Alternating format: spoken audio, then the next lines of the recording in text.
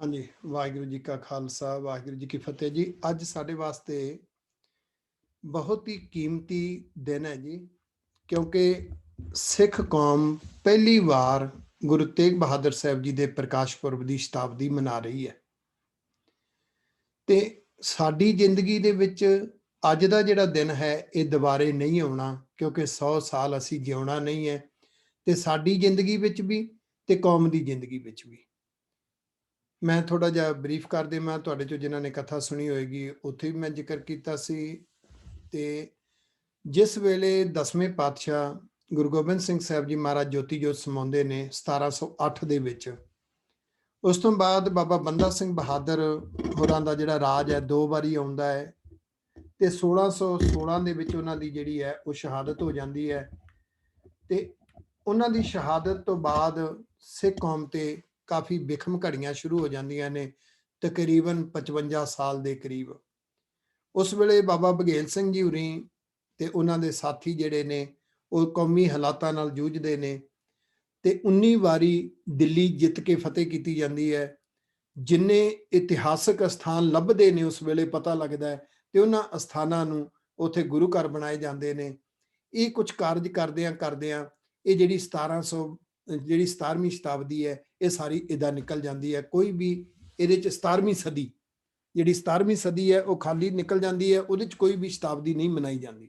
ਉਸ ਤੋਂ ਬਾਅਦ 18ਵੀਂ ਸਦੀ ਸ਼ੁਰੂ ਹੁੰਦੀ ਹੈ, ਉਹਦੇ ਚ ਫਿਰ ਮਿਸਲਾਂ ਦਾ ਜਿਹੜਾ ਹੈ ਉਹ ਕਾਫੀ ਆਪਸ ਵਿੱਚ ਘਸਮਾਨ ਚੱਲਦਾ ਹੈ। ਫਿਰ ਉਸ ਤੋਂ ਬਾਅਦ ਸ਼ੇਰੇ ਪੰਜਾਬ ਮਹਾਰਾਜਾ ਰਣਜੀਤ ਸਿੰਘ ਦਾ ਰਾਜ ਆ ਜਾਂਦਾ ਹੈ, ਫਿਰ ਉਹ ਰਾਜ ਚਲਿਆ ਜਾਂਦਾ ਹੈ। ਉਸ ਤੋਂ ਬਾਅਦ ਡੋਗਰਿਆਂ ਰਾਹੀਂ ਤੇ ਮਹੰਤਾਂ ਰਾਹੀਂ ਕਾਫੀ ਕੁਝ ਕੌਮ ਦੇ ਐਸੇ ਹਾਲਾਤ ਬਣ ਜਾਂਦੇ ਨੇ, ਕੌਮ ਨੂੰ ਜੂਝਣਾ ਪੈਂਦਾ ਹੈ, ਤੇ ਉਹ 18ਵੀਂ ਸਦੀ ਵੀ ਇਦਾਂ ਹੀ ਨਿਕਲ ਜਾਂਦੀ ਹੈ, ਕੋਈ ਸ਼ਤਾਬਦੀ ਨਹੀਂ ਮਨਾਈ ਜਾਂਦੀ। ਫਿਰ 19ਵੀਂ ਸ਼ਤਾਬਦੀ ਆਉਂਦੀ ਹੈ, ਤੇ ਉਸ ਵੇਲੇ ਮਹੰਤਾਂ ਤੋਂ ਗੁਰਦੁਆਰੇ ਆਜ਼ਾਦ ਕਰਵਾਉਣ ਵਾਸਤੇ ਤਰਨਤਾਰਨ ਦਾ ਸਾਕਾ ਹੁੰਦਾ ਹੈ, ਜੈਤੋ ਦਾ ਮੋਰਚਾ ਹੈ, ਫਿਰ ਨਨਕਾਣਾ ਸਾਹਿਬ ਦਾ ਸਾਕਾ ਹੈ, ਪੰਜਾ ਸਾਹਿਬ ਦਾ ਸਾਕਾ ਹੈ। ਇਸ ਤਰ੍ਹਾਂ ਕਰਦੇ ਕਰਦੇ ਫਿਰ ਦੇਸ਼ ਆਜ਼ਾਦ ਕਰਾਉਣ ਦੀ ਲਹਿਰ ਸ਼ੁਰੂ ਹੋ ਜਾਂਦੀ ਹੈ, ਫਿਰ ਪੰਜਾਬੀ ਸੂਬੇ ਦੀ ਲਹਿਰ ਸ਼ੁਰੂ ਹੋ ਜਾਂਦੀ ਹੈ। ਸਭ ਤੋਂ ਪਹਿਲਾਂ 1969 ਦੇ ਵਿੱਚ ਪਹਿਲੀ ਸ਼ਤਾਬਦੀ ਗੁਰੂ ਨਾਨਕ ਪਾਤਸ਼ਾਹ ਦੇ ਪ੍ਰਕਾਸ਼ ਪੁਰਬ ਦੀ ਮਨਾਈ ਜਾਂਦੀ ਹੈ, ਔਰ ਬਿਲਕੁਲ ਛੋਟੇ ਲੈਵਲ ਦੇ ਉੱਪਰ, ਕੱਲਾ ਅੰਮ੍ਰਿਤਸਰ ਸਾਹਿਬ ਲੈਵਲ ਦੇ ਉੱਪਰ। ਉਸ ਵੇਲੇ ਪੰਜਾਬ ਨੂੰ ਗੁਰੂ ਨਾਨਕ ਦੇਵ ਯੂਨੀਵਰਸਿਟੀ ਮਿਲਦੀ ਹੈ, ਤੇ ਉਸ ਤੋਂ ਬਾਅਦ ਫਿਰ 1995 ਚ ਵਿਸ਼ਵ ਸਿੱਖ ਸੰਮੇਲਨ ਹੁੰਦਾ ਹੈ। ਉਹਦੇ ਚ ਇੱਕ ਮਤਾ ਪਾਇਆ ਜਾਂਦਾ ਹੈ ਕਿ ਜਿਹੜੀਆਂ ਸ਼ਤਾਬਦੀਆਂ ਨੇ, ਜਿਵੇਂ ਦੂਜੀਆਂ ਕੌਮਾਂ ਵੱਡੀ ਪੱਧਰ ਤੇ ਮਨਾਉਂਦੀਆਂ ਨੇ, ਸਾਡੀ ਕੌਮ ਵੀ ਵੱਡੀ ਪੱਧਰ ਤੇ ਮਨਾਵੇ। ਤਾਂ ਫਿਰ ਇਹ ਸ਼ਤਾਬਦੀਆਂ ਦਾ ਯੁੱਗ ਸ਼ੁਰੂ ਹੁੰਦਾ ਹੈ। 1999 ਦੀ ਵਿਸਾਖੀ ਦੇਖਦੇ ਮਨਾਈ ਗਈ। 2004 ਵਿੱਚ ਅੰਮ੍ਰਿਤਸਰ ਸਾਹਿਬ ਵਿੱਚ ਗੁਰੂ ਗ੍ਰੰਥ ਸਾਹਿਬ ਜੀ ਦੇ ਪ੍ਰਕਾਸ਼ ਪੁਰਬ ਦੀ।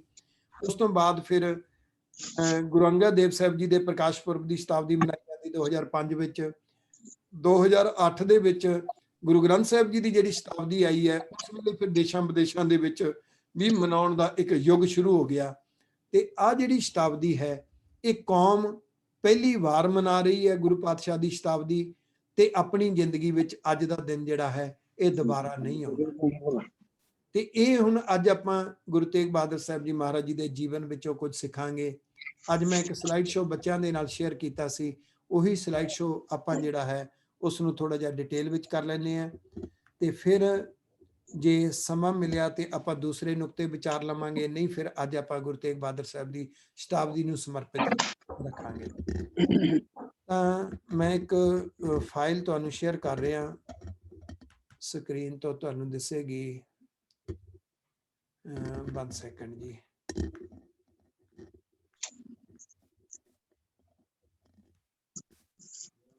ਹਾਂਜੀ, ਇੱਕ ਵਾਰੀ ਮੈਨੂੰ ਹੱਥ ਖੜਾ ਕਰਕੇ ਦੱਸ ਦੇਣਾ ਜੀ, ਤੁਹਾਨੂੰ ਦਿਸ ਰਹੀ ਹੈ ਸਕਰੀਨ, ਪੜ੍ਹੀ ਜਾ ਰਹੀ ਹੈ?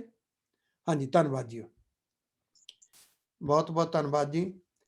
ਅੱਜ ਆਪਾਂ ਗੁਰੂ ਤੇਗ ਬਹਾਦਰ ਸਾਹਿਬ ਜੀ ਦੀ ਸ਼ਤਾਬਦੀ ਤੇ ਸ਼ੁਕਰ ਕਿ ਜਿਸ ਵੇਲੇ ਕੌਮ ਪਹਿਲੀ ਵਾਰ ਗੁਰੂ ਤੇਗ ਬਹਾਦਰ ਸਾਹਿਬ ਦੀ ਸ਼ਤਾਬਦੀ ਮਨਾ ਰਹੀ ਹੈ, ਉਸ ਵੇਲੇ ਤੇ ਅਸੀਂ ਇਹ ਜੀਵਨ ਜਿਉ ਰਹੇ ਹਾਂ ਤੇ ਸਾਡੀ ਜ਼ਿੰਦਗੀ 'ਚ ਇਹ ਆਇਆ। ਹੁਣ ਸੋਚ ਕੇ ਦੇਖੋ ਜੀ, ਅਗਰ ਕਿਸੇ ਦੇ ਅੰਦਰ ਬਹੁਤ ਜਜ਼ਬਾ ਗੁਰੂ ਦਾ, ਤੇ ਔਰ ਉਹ ਉਡੀਕ ਰਿਹਾ ਹੋਵੇ ਕਿ ਸ਼ਤਾਬਦੀ ਆਏਗੀ, ਮੈਂ ਸ਼ਤਾਬਦੀ ਤੇ ਹਾਜ਼ਰੀ ਲਾਵਾਂਗਾ, ਹੋ ਸਕਦਾ ਹੈ ਉਹ 1 ਹਫ਼ਤਾ ਪਹਿਲਾਂ ਜਾਂ 10 ਦਿਨ ਪਹਿਲਾਂ ਚੜ੍ਹਾਈ ਕਰ ਗਿਆ ਹੋਵੇ। ਠੀਕ ਹੈ ਜੀ। ਅੱਛਾ, ਦੂਸਰੀ ਗੱਲ, ਹੋ ਸਕਦਾ ਕੋਈ ਐਸਾ ਪਰਿਵਾਰ ਹੋਵੇ ਜਿਸ ਪਰਿਵਾਰ ਵਿੱਚ ਬਹੁਤ ਜਜ਼ਬਾ ਹੈ, ਉਹਦੇ ਅੰਦਰ ਗੁਰੂ ਦਾ ਜਜ਼ਬਾ ਹੈ ਕਿ ਆਪਣੇ ਬੱਚਿਆਂ ਅੰਦਰ ਸਿੱਖੀ ਭਰਾਂਗੇ, ਸ਼ਤਾਬਦੀ ਆਏਗੀ, ਸ਼ਤਾਬਦੀ ਵਾਲੇ ਦਿਨ ਗੁਰੂ ਕੀ ਬਾਤ ਕਰਾਂਗੇ। ਪਰ ਜਿਹੜੇ ਬੱਚਿਆਂ ਦਾ ਜਨਮ ਕੱਲ ਨੂੰ ਹੋਏਗਾ, ਸੋਚ ਕੇ ਦੇਖੋ, ਜਿਨ੍ਹਾਂ ਦਾ ਜਨਮ ਕੱਲ ਨੂੰ ਹੋਏਗਾ ਉਹਨਾਂ ਦੀ ਜ਼ਿੰਦਗੀ ਚੋਂ ਸ਼ਤਾਬਦੀ ਨਿਕਲ ਗਈ, ਹੈ ਨਾ। ਗੁਰੂ ਤੇਗ ਬਹਾਦਰ ਸਾਹਿਬ ਜੀ ਦੇ ਪ੍ਰਕਾਸ਼ ਪੁਰਬ ਦੀ ਸ਼ਤਾਬਦੀ ਨਿਕਲ ਗਈ। ਜੇ ਕੱਲ ਨੂੰ ਜਨਮ ਹੋਇਆ, ਉਹ ਪਤਾ ਨਹੀਂ ਹੁਣ ਅਗਲੇ 100 ਸਾਲ ਤੱਕ ਜਿਉਂਦੇ ਰਹਿਣਗੇ ਕਿ ਨਹੀਂ ਰਹਿਣਗੇ। ਇਹਦਾ ਮਤਲਬ ਕੋਇਨਸੀਡੈਂਟਲੀ ਅਸੀਂ ਇਸ ਸ਼ਤਾਬਦੀ ਵੇਲੇ ਜਿਉਂ ਰਹੇ ਹਾਂ। ਸ਼ੁਕਰ ਗੁਰੂ ਸਾਹਿਬ ਦਾ, ਇਹ ਸ਼ਤਾਬਦੀ ਮਨਾਈ ਜਾ ਰਹੀ ਹੈ। ਪਰ ਇਸ ਸ਼ਤਾਬਦੀ ਨੂੰ ਮਨਾਉਣ ਵਾਸਤੇ, ਸਾਡੇ ਬੱਚਿਆਂ ਦੀ ਪੀੜ੍ਹੀ ਨੂੰ ਗੁਰੂ ਦੇ ਨਾਲ ਜੋੜਨ ਵਾਸਤੇ, ਸਾਡੀ ਨੌਜਵਾਨ ਪੀੜ੍ਹੀ ਨੂੰ ਗੁਰੂ ਦੇ ਨਾਲ ਜੋੜਨ ਵਾਸਤੇ ਕੌਮ ਦੇ ਕੋਲ ਹਾਲੇ ਗੰਭੀਰਤਾ ਦੀ ਇੱਕ ਪੀੜਾ, ਦਰਦ ਦੀ ਘਾਟ ਹੈ, ਤੇ ਜਿਸ ਵਿੱਚੋਂ ਅਸੀਂ ਕੁਝ ਸਿੱਖਣਾ ਹੈ। ਤੇ ਅੱਜ ਦੇ ਇਸ ਸਲਾਈਡ ਸ਼ੋਅ ਦੇ ਵਿੱਚੋਂ ਆਪਾਂ ਕੁਝ ਕੁ ਸਿੱਖਣ ਦਾ ਯਤਨ ਕਰਾਂਗੇ। ਸਭ ਤੋਂ ਪਹਿਲਾਂ ਜੋ ਗੁਰੂ ਤੇਗ ਬਹਾਦਰ ਸਾਹਿਬ ਜੀ ਮਹਾਰਾਜ ਜੀ ਦਾ ਪ੍ਰਕਾਸ਼ ਹੁੰਦਾ ਹੈ ਗੁਰੂ ਕੇ ਮਹਿਲ ਸ਼੍ਰੀ ਅੰਮ੍ਰਿਤਸਰ ਸਾਹਿਬ 1621 ਈਸਵੀ ਨੂੰ। ਗੁਰਗੱਦੀ ਮਿਲਦੀ ਹੈ 1664 ਨੂੰ। ਤੇ ਦੋ ਗੁਰੂ ਸਾਹਿਬਾਨਾਂ ਦੀ ਗੁਰਗੱਦੀ ਜਿਹੜੀ ਹੈ ਨਾ, ਉਹ ਬੜੀ ਨਵੇਕਲੀ ਹੈ, ਇਹਨੂੰ ਯਾਦ ਰੱਖਿਓ।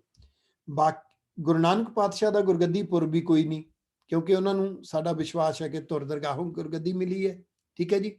ਬਾਕੀ ਗੁਰੂ ਸਾਹਿਬਾਨਾਂ ਨੂੰ ਜਦੋਂ ਗੁਰਗੱਦੀ ਮਿਲਦੀ ਹੈ, ਉਸੇ ਵੇਲੇ ਹੀ ਗੁਰੂ ਸਾਹਿਬ ਉਹਨਾਂ ਨੂੰ ਗੁਰੂ ਥਾਪ ਦਿੰਦੇ ਨੇ। ਤੇ ਦੋ ਗੁਰੂ ਸਾਹਿਬ ਨੇ ਜਿਨ੍ਹਾਂ ਦੀ ਜ਼ਿੰਦਗੀ ਵਿੱਚ ਗੁਰਗੱਦੀ ਦੀ ਰਸਮ ਬੜੀ ਨਵੇਕਲੀ ਹੈ। ਇੱਕ ਤੇ ਛੇਵੇਂ ਪਾਤਸ਼ਾਹ, ਤੇ ਇੱਕ ਛੇਵੇਂ ਪਾਤਸ਼ਾਹ ਦੇ ਸਭ ਤੋਂ ਛੋਟੇ ਪੁੱਤਰ ਗੁਰੂ ਤੇਗ ਬਹਾਦਰ ਸਾਹਿਬ ਜੀ। ਛੇਵੇਂ ਪਾਤਸ਼ਾਹ ਵੇਲੇ ਕੀ ਵਾਪਰਦਾ ਹੈ ਕਿ ਗੁਰੂ ਅਰਜਨ ਦੇਵ ਸਾਹਿਬ ਜੀ ਦੇ ਵਾਰੰਟ ਇਸ਼ੂ ਹੋ ਜਾਂਦੇ ਨੇ। ਉਹ ਵਾਰੰਟ ਲੈ ਕੇ ਆਉਂਦੇ ਨੇ।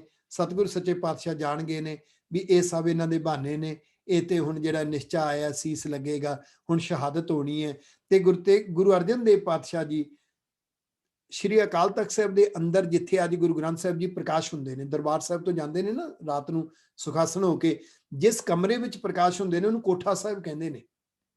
ਉਹ ਜਿਹੜਾ ਕੋਠਾ ਸਾਹਿਬ ਵਾਲਾ ਕਮਰਾ ਸੀ, ਉਹਦੇ ਵਿੱਚ ਬਾਬਾ ਬੁੱਢਾ ਜੀ ਤੇ ਹੋਰ ਗੁਰੂ ਕੇ ਪਿਆਰੇ ਗੁਰਸਿੱਖ ਭਾਈ ਗੁਰਦਾਸ ਜੀ ਤੇ ਛੋਟੇ ਆਪਣੇ ਗੁਰੂ ਅਰਜਨ ਦੇਵ ਸਾਹਿਬ ਜੀ ਮਹਾਰਾਜ ਜੀ ਦੇ ਸਾਹਿਬਜ਼ਾਦੇ ਗੁਰੂ ਹਰਗੋਬਿੰਦ ਸਾਹਿਬ ਜੀ ਤੇ ਕੁਝ ਗਿਣਤੀ ਦੇ ਸਿੰਘਾਂ ਨੂੰ ਉੱਥੇ ਬਿਠਾ ਕੇ ਉਸ ਕਮਰੇ ਵਿੱਚ ਕਹਿੰਦੇ ਨੇ ਵੀ ਨਿਸ਼ਚਾ ਆਇਆ ਸੀਸ ਲੱਗੇਗਾ, ਵੀ ਅੱਜ ਇਹਨਾਂ ਨੂੰ ਸਾਹਿਬਜ਼ਾਦਾ ਹਰਗੋਬਿੰਦ ਸਾਹਿਬ ਜੀ ਮਹਾਰਾਜ ਜੀ ਨੂੰ ਗੁਰਗੱਦੀ ਇੱਥੇ ਆਪਾਂ ਰਸਮ ਨਿਭਾ ਦੇਣੀ ਹੈ, ਪਰ ਗੁਰਗੱਦੀ ਤੇ ਹਲੇ ਇਹ ਤਖਤ ਗ੍ਰਹਿਣ ਨਹੀਂ ਕਰਨਗੇ।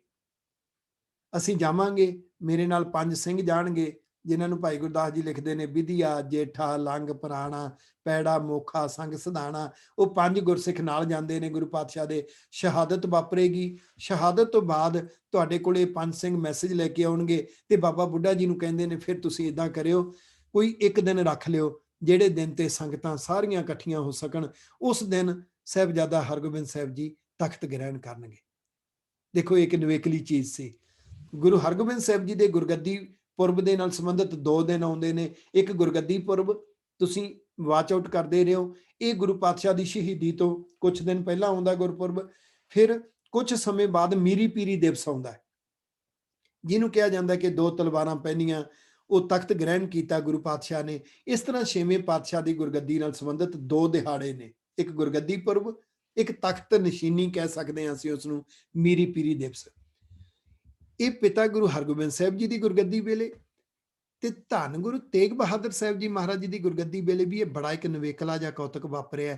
8ਵੇਂ ਪਾਤਸ਼ਾਹ ਉਸ ਵੇਲੇ ਦਿੱਲੀ ਨੇ, ਪੌਣੇ 8 ਸਾਲ ਦੀ ਉਮਰ ਹੈ ਤੇ ਉੱਥੇ ਚੇਚਕ ਦੀ ਬਿਮਾਰੀ ਫੈਲੀ ਹੋਈ ਹੈ।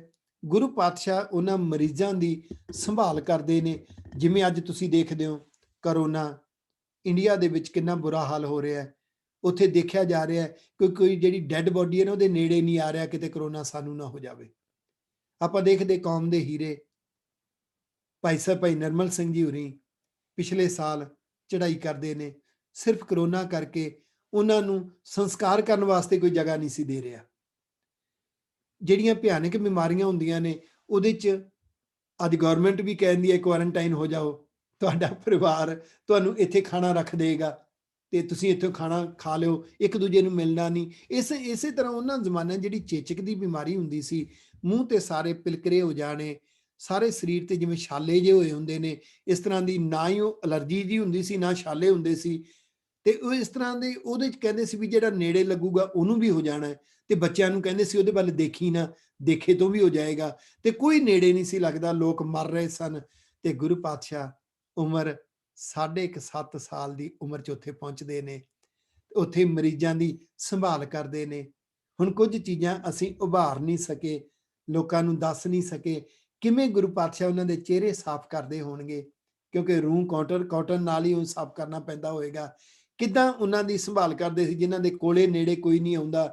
ਤੇ ਜਦੋਂ ਗੁਰੂ ਪਾਤਸ਼ਾਹ ਜਾਂਦੇ ਸੀ, ਇਹ ਨੁਕਤਾ ਧਿਆਨ 'ਚ ਰੱਖਿਓ ਕਿ ਅੱਜ ਡਾਕਟਰ ਇਹ ਗੱਲ ਕਹਿੰਦੇ ਨੇ ਕਿ ਮੈਡੀਸਨ ਤਾਂ ਅਸਰ ਕਰਦੀ ਹੀ ਹੈ, ਮੈਡੀਸਨ ਦੇ ਨਾਲ ਪਰਹੇਜ਼ ਜਿਹੜਾ, ਪ੍ਰੀਕਾਸ਼ਨਸ ਜਿਹੜੀਆਂ ਨੇ ਜ਼ਿਆਦਾ ਅਸਰ ਕਰਦੀਆਂ ਨੇ।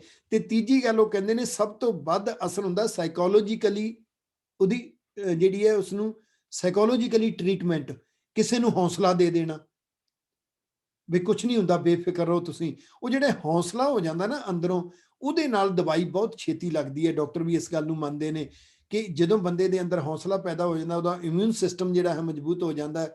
ਤੇ ਜਦੋਂ ਗੁਰੂ ਹਰਕ੍ਰਿਸ਼ਨ ਸਾਹਿਬ ਜੀ ਮਹਾਰਾਜ ਸੱਚੇ ਪਾਤਸ਼ਾਹ, ਸੋਚ ਕੇ ਦੇਖੋ, ਕੋਈ ਮਰੀਜ਼ ਪਿਆ ਵਿਚਾਰਾ ਚੇਚਕ ਦੇ ਨਾਲ, ਉਹਦੇ ਨੇੜੇ ਕੋਈ ਨਹੀਂ ਆ ਰਿਹਾ, ਨਾ ਕੋਈ ਪਰਿਵਾਰ ਦਾ ਨੇੜੇ ਆ ਰਿਹਾ, ਤੇ ਜਦੋਂ ਗੁਰੂ ਸਾਹਿਬ ਪਹੁੰਚਦੇ ਹੋਣਗੇ, ਉਹ ਦੇਖਦਾ ਹੋਏਗਾ ਉਮਰ ਪੌਣੇ 8 ਸਾਲ, ਤੇ ਜਾ ਕੇ ਉਹਦੀ ਸੰਭਾਲ ਕਰਦੇ ਹੋਣਗੇ।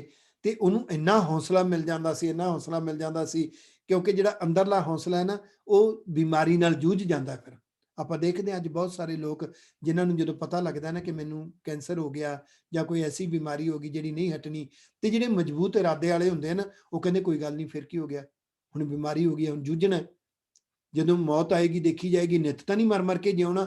ਉਹ ਜਿਨ੍ਹਾਂ ਦੇ ਅੰਦਰ ਹੌਸਲਾ ਹੁੰਦਾ, ਤੁਸੀਂ ਦੇਖੋਗੇ ਉਹ ਬਿਮਾਰੀ ਨਾਲ ਜੂਝ ਜਾਂਦੇ ਨੇ।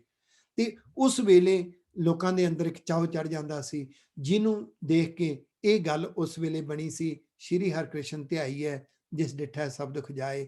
ਤੇ ਰੋਗੀਆਂ ਦੀ ਸੰਭਾਲ ਕਰਦਿਆਂ ਕਰਦਿਆਂ ਗੁਰੂ ਹਰਕ੍ਰਿਸ਼ਨ ਸਾਹਿਬ ਜੀ ਮਹਾਰਾਜ ਜੀ ਨੂੰ ਆਪ ਚੇਚਕ ਹੋ ਗਈ ਸੀਗੀ। ਅਖੀਰਲੇ ਸਮੇਂ ਦੇ ਉੱਪਰ ਮਾਤਾ ਜੀ ਨਾਲ ਨੇ, ਤੇ ਉਸ ਵੇਲੇ ਗੁਰੂ ਪਾਤਸ਼ਾਹ ਬੈੱਡ ਦੇ ਉੱਪਰ ਪਏ ਹੋਏ ਨੇ, ਕਿਉਂਕਿ ਚੇਚਕ ਦਾ ਹਮਲਾ ਜ਼ਿਆਦਾ ਹੋ ਗਿਆ। ਤੇ ਗੁਰੂ ਪਾਤਸ਼ਾਹ ਜਾਣ ਗਏ ਨੇ ਕਿ ਹੁਣ ਇਹ ਜਿਹੜੀ ਬਿਮਾਰੀ ਹੈ, ਇਹ ਸਮਾਂ ਹੁਣ ਨੇੜੇ ਆ ਲੱਗਿਆ। ਤੇ ਸਤਿਗੁਰੂ ਸੱਚੇ ਪਾਤਸ਼ਾਹ ਨੇ ਕਹਿੰਦੇ ਪਿਆਂ ਹੀ ਏਦਾਂ ਹੱਥ ਘੁਮਾ ਕੇ ਕਿਹਾ ਸੀ ਕਿ ਬਾਬਾ ਬਕਾਲੇ, ਕਿਉਂਕਿ ਗੁਰਸਿੱਖਾਂ ਨੇ ਕਿਹਾ ਸੀ ਸਤਿਗੁਰੂ ਜੀ ਤੁਹਾਡੇ ਤੋਂ ਬਾਅਦ ਕਿਹਦੇ ਲੜ ਲਾ ਚੱਲਿਓ, ਤੇ ਉੱਥੇ ਕਿਹਾ ਸੀ ਬਾਬਾ ਬਕਾਲੇ। ਇਹਦਾ ਮਤਲਬ ਗੁਰੂ ਪਾਤਸ਼ਾਹ ਦਾ ਬਚਨ ਹੋ ਗਿਆ ਗੁਰੂ ਤੇਗ ਬਹਾਦਰ ਸਾਹਿਬ ਜੀ ਨੂੰ ਗੁਰਗੱਦੀ ਦਾ ਦਿੱਲੀ ਦੇ ਵਿੱਚ, ਪਰ ਆਪਣੇ ਹੀ ਧੀਰ ਮੱਲ ਵਰਗੇ, ਇਹ ਬੜਾ ਔਖਾ ਹੁੰਦਾ ਹੈ ਜਦੋਂ ਕੋਈ ਚੰਗਾ ਕੰਮ ਕਰੇ ਤੇ ਆਪਣੀ ਗਿੱਟੇ ਖਿੱਚਣ। ਅੱਜ ਸਾਨੂੰ ਗੁਰੂ ਤੇਗ ਬਹਾਦਰ ਸਾਹਿਬ ਜੀ ਮਹਾਰਾਜ ਜੀ ਦੇ ਜੀਵਨ ਵਿੱਚੋਂ ਇੱਕ ਸਿੱਖਿਆ ਮਿਲੇਗੀ, ਜਿੰਨਾ ਚਿਰ ਅਸੀਂ ਕੌਮੀ ਮਸਲਿਆਂ ਤੇ ਗੰਭੀਰ ਨਹੀਂ, ਜਿੰਨਾ ਚਿਰ ਸਾਡੇ ਅੰਦਰ ਪੀੜਾ ਦਰਦ ਨਹੀਂ, ਉਹਨਾਂ ਚਿਰ ਸਿੱਖ ਦੇ ਗਿੱਟੇ ਖਿੱਚਦਾ ਰਹੇਗਾ। ਜਿਹੜੇ ਆਪਣਿਆਂ ਦੇ ਗਿੱਟੇ ਖਿੱਚਦੇ ਨੇ, ਉਹਨਾਂ ਦੀ ਕਦੀ ਹਿੰਮਤ ਨਹੀਂ ਪੈਂਦੀ ਕਿ ਉਹ ਲੱਚਰਵਾਦ ਵਾਲਿਆਂ ਦੇ ਵਿਰੁੱਧ ਲੜ ਲੈਣ, ਉਹਨਾਂ ਦੀ ਕਦੀ ਹਿੰਮਤ ਨਹੀਂ ਪੈਂਦੀ ਕਿ ਉਹ ਨਸ਼ਾ ਕਰਨ ਵਾਲਿਆਂ ਦੇ ਵਿਰੋਧ ਵਿੱਚ ਖੜਨ, ਪਰ ਉਹ ਹਮੇਸ਼ਾ ਆਪਣਿਆਂ ਦੇ ਰਾਹ ਵਿੱਚ ਰੁਕਾਵਟਾਂ ਖੜੀਆਂ ਕਰਦੇ ਨੇ। ਬੜਾ ਔਖਾ ਹੁੰਦਾ ਹੈ। ਗੁਰੂ ਤੇਗ ਬਹਾਦਰ ਸਾਹਿਬ ਜੀ ਦੇ ਜੀਵਨ ਵਿੱਚ ਇਹ ਵਾਪਰਦੀ ਹੈ। ਆਪਣੇ ਹੀ ਧੀਰ ਮੱਲ ਵਰਗੇ 22 ਮੰਜੀਆਂ ਲਾ ਲੈਂਦੇ ਨੇ। ਮੱਖਣ ਸ਼ਾਹ ਲਬਾਣਾ ਉਸ ਵੇਲੇ ਦੁਨੀਆ ਤੇ ਪੱਲੂ ਘਮਾਉਂਦਾ ਹੈ, ਗੁਰੂ ਲਾਹ ਦੋਰੇ। ਫਿਰ ਇੱਕ ਦਿਨ ਸੱਦਿਆ ਜਾਂਦਾ ਹੈ, ਜਿਸ ਦਿਨ ਦੇ ਉੱਪਰ ਗੁਰਗੱਦੀ ਦੀ ਜਿਹੜੀ ਹੈ ਉਹ ਇੱਕ ਰਸਮ ਨਿਭਾਈ ਜਾਂਦੀ ਹੈ। ਇਸ ਲਈ 6ਵੇਂ ਪਾਤਸ਼ਾਹ ਪਿਤਾ ਜੀ ਸਨ, ਤੇ 9ਵੇਂ ਪਾਤਸ਼ਾਹ ਸਭ ਤੋਂ ਛੋਟੇ ਸਾਹਿਬਜ਼ਾਦੇ ਸਨ। ਦੋਨਾਂ ਪਿਓ ਪੁੱਤਰਾਂ ਦੇ ਗੁਰਗੱਦੀ ਦੇ ਕੌਤਕ ਦੋਨੋਂ ਵੱਖਰੇ ਨੇ। ਇਦਾਂ ਕਹਿ ਲਓ ਕਿ 6ਵੇਂ ਪਾਤਸ਼ਾਹ ਵੇਲੇ ਵੀ ਪੰਚਮ ਪਾਤਸ਼ਾਹ ਬਚਨ ਕਰਦੇ ਨੇ ਗੁਰਗੱਦੀ ਦਾ ਇੱਕ ਦਿਨ ਤੇ ਗੁਰਗੱਦੀ ਤਖਤ ਨਸ਼ੀਨੀ ਹੁੰਦੀ ਹੈ ਸ਼ਹਾਦਤ ਤੋਂ ਬਾਅਦ ਵਿੱਚ। ਇਧਰੋਂ ਗੁਰੂ ਹਰਕ੍ਰਿਸ਼ਨ ਸਾਹਿਬ ਜੀ ਮਹਾਰਾਜ ਸੱਚੇ ਪਾਤਸ਼ਾਹ ਬਚਨ ਕਰਦੇ ਨੇ ਜਿਉਂਦੇ ਜੀ, ਪਰ ਜਿਹੜੀ ਗੱਦੀ ਨਸ਼ੀਨੀ ਦੀ ਜ਼ਿੰਮੇਵਾਰੀ ਉਹ ਬਾਬਾ ਬਕਾਲਾ ਵਿੱਚ ਨਿਭਦੀ ਹੈ। ਇਸ ਲਈ ਆਪਾਂ ਇਸ ਨੂੰ ਇਹ ਮੰਨ ਲਓ ਕਿ ਗੁਰਗੱਦੀ ਜਿਹੜੀ ਹੈ ਉਹ ਬਾਬਾ ਬਕਾਲਾ ਮਿਲੀ ਸੀ 1664 ਈਸਵੀ ਨੂੰ, ਤੇ ਉਹਨਾਂ ਦੀ ਸ਼ਹੀਦੀ ਹੁੰਦੀ ਹੈ 1675 ਦੇ ਵਿੱਚ ਚਾਂਦਨੀ ਚੌਕ ਦੇ ਵਿੱਚ। ਤਾਂ ਗੁਰੂ ਪਾਤਸ਼ਾਹ ਦੀ ਇਸ ਹਿਸਾਬ ਦੇ ਨਾਲ ਜਿਹੜੀ ਕੁੱਲ ਉਮਰ ਹੈ ਉਹ 54 ਸਾਲ ਹੈ ਜੀ। 54 ਸਾਲ ਦੀ ਉਮਰ ਦੇ ਵਿੱਚੋਂ 11 ਸਾਲ ਗੁਰੂ ਪਾਤਸ਼ਾਹ ਨੇ ਗੁਰਗੱਦੀ ਦੀ ਜ਼ਿੰਮੇਵਾਰੀ ਨਿਭਾਈ ਹੈ। ਹੁਣ ਸ਼੍ਰੀ ਗੁਰੂ ਗ੍ਰੰਥ ਸਾਹਿਬ ਜੀ ਦੇ ਵਿੱਚ ਕੁੱਲ 31 ਰਾਗ ਨੇ ਜੀ, ਟੋਟਲ 31 ਰਾਗ ਨੇ, ਜਿਨ੍ਹਾਂ ਵਿੱਚੋਂ ਗੁਰੂ ਨਾਨਕ ਪਾਤਸ਼ਾਹ ਜੀ ਨੇ ਕੇਵਲ 17 ਰਾਗਾਂ ਵਿੱਚ ਬਾਣੀ ਉਚਾਰਨ ਕੀਤੀ ਹੈ। 31 ਰਾਗਾਂ ਦੇ ਵਿੱਚੋਂ 17 ਰਾਗਾਂ ਵਿੱਚ ਗੁਰੂ ਨਾਨਕ ਪਾਤਸ਼ਾਹ ਨੇ ਬਾਣੀ ਉਚਾਰਨ ਕੀਤੀ ਹੈ ਤੇ ਗੁਰੂ ਅਮਰਦਾਸ ਸਾਹਿਬ ਜੀ ਮਹਾਰਾਜ ਜੀ ਨੇ 18 ਰਾਗਾਂ ਦੇ ਵਿੱਚ ਬਾਣੀ ਉਚਾਰਨ ਕੀਤੀ ਹੈ। ਯਾਨੀ ਗੁਰੂ ਨਾਨਕ ਪਾਤਸ਼ਾਹ ਜੀ ਤੋਂ ਇੱਕ ਰਾਗ ਵੱਧ ਵਰਤਿਆ ਗੁਰੂ ਅਮਰਦਾਸ ਪਾਤਸ਼ਾਹ ਜੀ ਨੇ। ਗੁਰੂ ਅਮਰਦਾਸ ਪਾਤਸ਼ਾਹ ਜੀ ਖੁਦ ਕਮਾਲ ਦਾ ਕੀਰਤਨ ਕਰਦੇ ਸਨ। ਅੱਜ ਵੀ ਉਹਨਾਂ ਦਾ ਇੱਕ ਸਾਜ਼ ਜਿਹੜਾ ਉਸ ਵੇਲੇ ਕਹਿੰਦੇ ਨੇ ਕਿ ਗੁਰੂ ਅਮਰਦਾਸ ਸਾਹਿਬ ਜੀ ਨੇ ਹੀ ਈਜਾਦ ਕਰਵਾਇਆ, ਉਸ ਵੇਲੇ ਆਪ ਬਣਵਾਇਆ ਸੀ, ਜਿਹੜਾ ਦਰਬਾਰ ਸਾਹਿਬ ਦੇ ਮਿਊਜ਼ੀਅਮ ਦੇ ਵਿੱਚ ਅੰਮ੍ਰਿਤਸਰ ਸਾਹਿਬ ਪਿਆ ਹੈ, ਜਿਹਨੂੰ ਤਾਊਸ ਕਹਿੰਦੇ ਹਾਂ, ਉਹ ਗੁਰੂ ਅਮਰਦਾਸ ਸਾਹਿਬ ਜੀ ਮਹਾਰਾਜ ਜੀ ਦਾ। ਇਹ ਗੱਲ ਵੱਖਰੀ ਹੈ ਕਿ ਤੁਹਾਨੂੰ ਅੱਜ ਕਿਤੇ ਵੀ ਐਸੀ ਕੋਈ ਤਸਵੀਰ ਨਹੀਂ ਬਣਾਈ ਮਿਲਦੀ ਜਿਹਦੇ 'ਚ ਗੁਰੂ ਅਮਰਦਾਸ ਸਾਹਿਬ ਜੀ ਕੀਰਤਨ ਕਰਦੇ ਹੋਣ, ਕਿਉਂਕਿ ਚਿੱਤਰਕਾਰਾਂ ਨੇ ਜਿਹੜੀਆਂ ਤਸਵੀਰਾਂ ਬਣਾਈਆਂ, ਜਿਹੜੀਆਂ ਜਿਹੜੀਆਂ ਗੱਲਾਂ ਤੋਂ ਪ੍ਰਭਾਵਿਤ ਸਨ, ਉਸ ਤਰ੍ਹਾਂ ਦੀਆਂ ਤਸਵੀਰਾਂ ਬਣਾ ਦਿੱਤੀਆਂ। ਗੁਰੂ ਅਮਰਦਾਸ ਸਾਹਿਬ ਜੀ ਮਹਾਰਾਜ ਕਮਾਲ ਦਾ ਕੀਰਤਨ ਕਰਦੇ ਸਨ। ਗੁਰੂ ਨਾਨਕ ਪਾਤਸ਼ਾਹ ਜੀ ਕੀਰਤਨ ਕਰਦੇ ਸਨ। ਗੁਰੂ ਨਾਨਕ ਪਾਤਸ਼ਾਹ ਨੇ 17 ਰਾਗਾਂ ਵਿੱਚ ਤੇ ਗੁਰੂ ਅਮਰਦਾਸ ਸਾਹਿਬ ਜੀ ਨੇ 18 ਰਾਗਾਂ ਵਿੱਚ। ਤੇ ਹੁਣ ਸੋਚ ਕੇ ਦੇਖਿਓ, ਚੌਥੇ ਪਾਤਸ਼ਾਹ ਤੇ ਪੰਜਵੇਂ ਪਾਤਸ਼ਾਹ ਧੰਨ ਗੁਰੂ ਰਾਮਦਾਸ ਸਾਹਿਬ ਜੀ ਤੇ ਗੁਰੂ ਅਰਜਨ ਦੇਵ ਸਾਹਿਬ ਜੀ, ਉਹਨਾਂ ਨੇ 31 ਵਿੱਚੋਂ 30 ਰਾਗ ਗੁਰੂ ਰਾਮਦਾਸ ਸਾਹਿਬ ਜੀ ਨੇ ਤੇ 30 ਰਾਗ ਗੁਰੂ ਅਰਜਨ ਦੇਵ ਸਾਹਿਬ ਜੀ ਨੇ ਬਾਣੀ ਉਚਾਰਨ ਕੀਤੀ ਹੈ। ਇਹਦਾ ਮਤਲਬ ਗੁਰੂ ਰਾਮਦਾਸ ਸਾਹਿਬ ਜੀ ਮਹਾਰਾਜ ਕਿੰਨਾ ਕਮਾਲ ਦਾ ਕੀਰਤਨ ਕਰਦੇ ਹੋਣਗੇ। ਤੇ ਪੰਚਮ ਪਾਤਸ਼ਾਹ ਨੇ ਤਾਂ ਕੌਤਕ ਕਰ ਦਿੱਤਾ ਸੀ, ਗੁਰਸਿੱਖੋ ਤੁਸੀਂ ਉਠੋ, ਆਪ ਕੀਰਤਨ ਕਰੋ। ਇਹਦਾ ਮਤਲਬ ਗੁਰੂ ਅਰਜਨ ਦੇਵ ਸਾਹਿਬ ਜੀ ਨੇ ਇੱਕ ਗੱਲ ਸਿਖਾਈ ਸੀ ਕਿ ਹਰ ਗੁਰੂ ਕੇ ਗੁਰਸਿੱਖ ਨੂੰ ਆਪ ਕੀਰਤਨ ਸਿੱਖਣਾ ਚਾਹੀਦਾ ਹੈ, ਆਪਣੇ ਘਰ ਵਿੱਚ ਆਪ ਕੀਰਤਨ ਕਰਨਾ ਚਾਹੀਦਾ ਹੈ। ਤਾਂ 30 ਰਾਗ ਗੁਰੂ ਰਾਮਦਾਸ ਸਾਹਿਬ ਜੀ ਨੇ ਤੇ 30 ਰਾਗ ਹੀ ਗੁਰੂ ਅਰਜਨ ਦੇਵ ਸਾਹਿਬ ਜੀ ਨੇ ਵਰਤੇ ਨੇ। ਤੇ ਗੁਰੂ ਅੰਗਦ ਦੇਵ ਸਾਹਿਬ ਜੀ ਨੇ ਕੋਈ ਰਾਗ ਨਹੀਂ ਵਰਤਿਆ, ਦੂਸਰੇ ਪਾਤਸ਼ਾਹ ਨੇ। ਨਾ ਉਹਨਾਂ ਨੇ ਕੋਈ ਚੌਪਦਾ, ਨਾ ਪੰਚਪਦਾ, ਨਾ ਅਸ਼ਟਪਦੀ, ਨਾ ਕੋਈ ਵਾਰ, ਨਾ ਕੋਈ ਵਿਸ਼ੇਸ਼ ਬਾਣੀ ਉਚਾਰਨ ਨਹੀਂ ਕੀਤੀ। ਗੁਰੂ ਅੰਗਦ ਦੇਵ ਸਾਹਿਬ ਜੀ ਦੀ ਸਭ ਤੋਂ ਘੱਟ ਬਾਣੀ ਹੈ। ਕੇਵਲ ਗਿਣਤੀ ਦੇ 62 ਸ਼ਲੋਕ ਨੇ ਗੁਰੂ ਗ੍ਰੰਥ ਸਾਹਿਬ ਜੀ ਦੇ ਅੰਦਰ।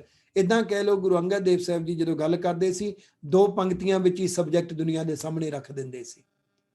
ਹੁਣ ਜਦੋਂ ਇਹ ਗੱਲ ਕਹੀ, ਜੇ ਸੋ ਚੰਦਾ ਉਗਵੈ ਸੂਰਜ ਚੜ੍ਹੈ ਹਜ਼ਾਰ, ਇਤੇ ਚਾਨਣ ਹੁੰਦਿਆਂ ਗੁਰਬਿਨ ਘੋਰ ਅੰਧਾਰ। 2 ਪੰਕਤੀਆਂ 'ਚ ਹੀ ਗੱਲ ਕਹਿ ਦਿੱਤੀ ਹੈ। ਹੁਣ ਇਸ ਨੂੰ ਨਖੇਰੀ ਚੱਲੋ, ਸਾਰੀ ਜ਼ਿੰਦਗੀ ਤੁਹਾਡੀ ਸਮਝਣ ਤੇ ਲੱਗ ਜਾਣੀ ਹੈ। ਤੇ ਗੁਰੂ ਤੇਗ ਬਹਾਦਰ ਸਾਹਿਬ ਜੀ ਮਹਾਰਾਜ ਸੱਚੇ ਪਾਤਸ਼ਾਹ, ਜਿਨ੍ਹਾਂ ਦੀ ਅੱਜ 400 ਸਾਲਾ ਪ੍ਰਕਾਸ਼ ਪੁਰਬ ਕੌਮ ਪਹਿਲੀ ਵਾਰ ਮਨਾ ਰਹੀ ਹੈ ਤੇ ਸਾਡੀ ਜ਼ਿੰਦਗੀ 'ਚ ਫਸਟ ਐਂਡ ਲਾਸਟ ਟਾਈਮ ਹੈ। ਅਗਲੇ 100 ਸਾਲ ਤੱਕ ਅਸੀਂ ਜਿਉਣਾ ਨਹੀਂ ਹੈ। ਅੱਜ ਆਪਾਂ ਗੁਰੂ ਤੇਗ ਬਹਾਦਰ ਸਾਹਿਬ ਜੀ ਦੀ ਸ਼ਤਾਬਦੀ ਮਨਾ ਰਹੇ ਹਾਂ। ਮੈਂ ਅੱਜ ਦੋਨੋਂ ਵੇਲੇ ਦੀ ਕਥਾ ਵਿੱਚ ਵੀ ਇੱਕ ਸਵਾਲ ਸਾਹਮਣੇ ਰੱਖਿਆ ਸੀ ਤੇ ਤੁਹਾਡੇ ਸਾਹਮਣੇ ਵੀ ਸਵਾਲ ਰੱਖ ਦੇਵਾਂ। ਅੱਜ ਆਪਾਂ ਆਪਣੇ ਆਪ ਨੂੰ ਪੜਚੋਲੀਏ, ਆਪਣੇ ਆਪ ਨੂੰ ਪੁੱਛੀਏ ਕਿ ਮੇਰੇ ਘਰ ਵਿੱਚ ਗੁਰੂ ਤੇਗ ਬਹਾਦਰ ਸਾਹਿਬ ਜੀ ਦੀਆਂ ਗੱਲਾਂ ਹੋਈਆਂ ਅੱਜ? ਕੀ ਅਸੀਂ ਆਪਣੇ ਘਰ ਵਿੱਚ ਗੁਰਪੁਰਬ ਮਨਾਉਣ ਦੇ ਲਈ ਕੋਈ ਯਤਨ ਕੀਤਾ? ਨਹੀਂ ਤਾਂ ਅੱਗੇ ਤੋਂ ਹਰ ਘਰ ਦੇ ਵਿੱਚ ਹਰ ਗੁਰਪੁਰਬ ਆਪਣੇ ਲੈਵਲ ਤੇ ਘਰ ਵਿੱਚ ਵੀ ਮਨਾਓ, ਕੌਮੀ ਪੱਧਰ ਤੇ ਵੀ ਮਨਾਓ। ਬਣਾਉਣ ਦੀ ਟੈਕਨੀਕ ਕੀ ਹੋਵੇ, ਇਹਦੇ ਬਾਰੇ ਸੋਚਦੇ ਰਹੋ। ਅੱਜ ਆਪਾਂ ਕੁਝ ਕਨਕਲੂਜਨ ਤੇ ਪਹੁੰਚਾਂਗੇ।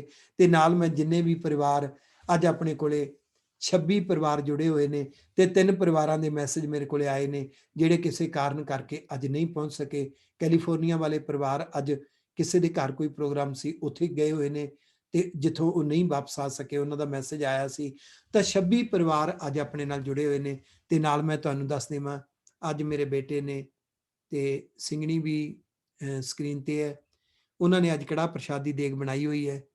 ਆਪਾਂ ਲਾਸਟ ਦੇ ਉੱਪਰ ਅਰਦਾਸ ਕਰਾਂਗੇ, ਖੜ ਕੇ ਅਰਦਾਸ ਕਰਾਂਗੇ। ਫਿਰ ਇੱਥੋਂ ਹੀ ਆਪਾਂ ਆਪਣੇ ਆਪਣੇ ਘਰ ਬੈਠੇ ਹਾਂ ਗੁਰੂ ਗ੍ਰੰਥ ਸਾਹਿਬ ਜੀ ਨੂੰ ਹਾਜ਼ਰ ਨਾਜ਼ਰ ਸਮਝਦੇ ਹਾਂ।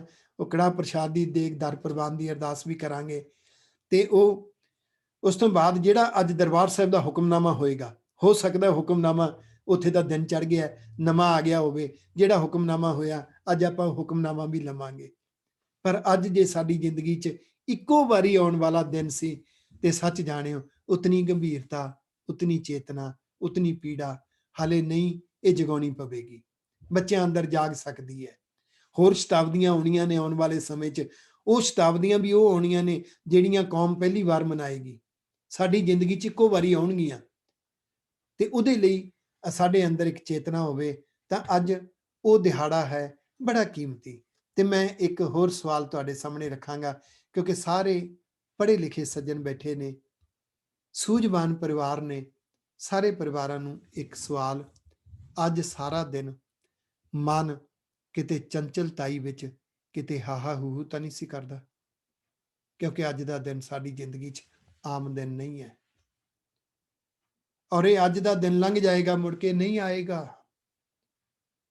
ਅੱਜ ਦਾ ਦਿਨ ਬੜੀ ਗੰਭੀਰਤਾ ਦਾ ਦਿਨ ਹੈ। ਅੱਜ ਦਾ ਦਿਨ ਆਪਣੇ ਅੰਦਰ ਬੜੀ ਪੀੜਾ ਜਗਾਉਣ ਦਾ ਦਿਨ ਹੈ, ਆਪਣੇ ਅੰਦਰ ਇੱਕ ਚੇਤਨਾ ਜਗਾਉਣ ਦਾ ਦਿਨ ਹੈ।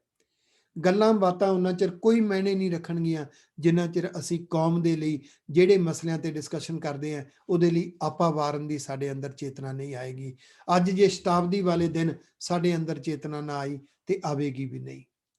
ਸਾਡੇ ਮਨਾਂ ਨੂੰ ਹਲੂਣਾ ਦੇਣ ਵਾਲਾ ਬੜਾ ਹੀ ਕੀਮਤੀ ਇਹ ਦਿਨ ਹੈ, ਜਿਸ ਗੁਰੂ ਤੇਗ ਬਹਾਦਰ ਸਾਹਿਬ ਜੀ ਮਹਾਰਾਜ ਜੀ ਦਾ ਅੱਜ ਆਪਾਂ 400 ਸਾਲਾ ਪ੍ਰਕਾਸ਼ ਪੁਰਬ ਮਨਾ ਰਹੇ ਹਾਂ।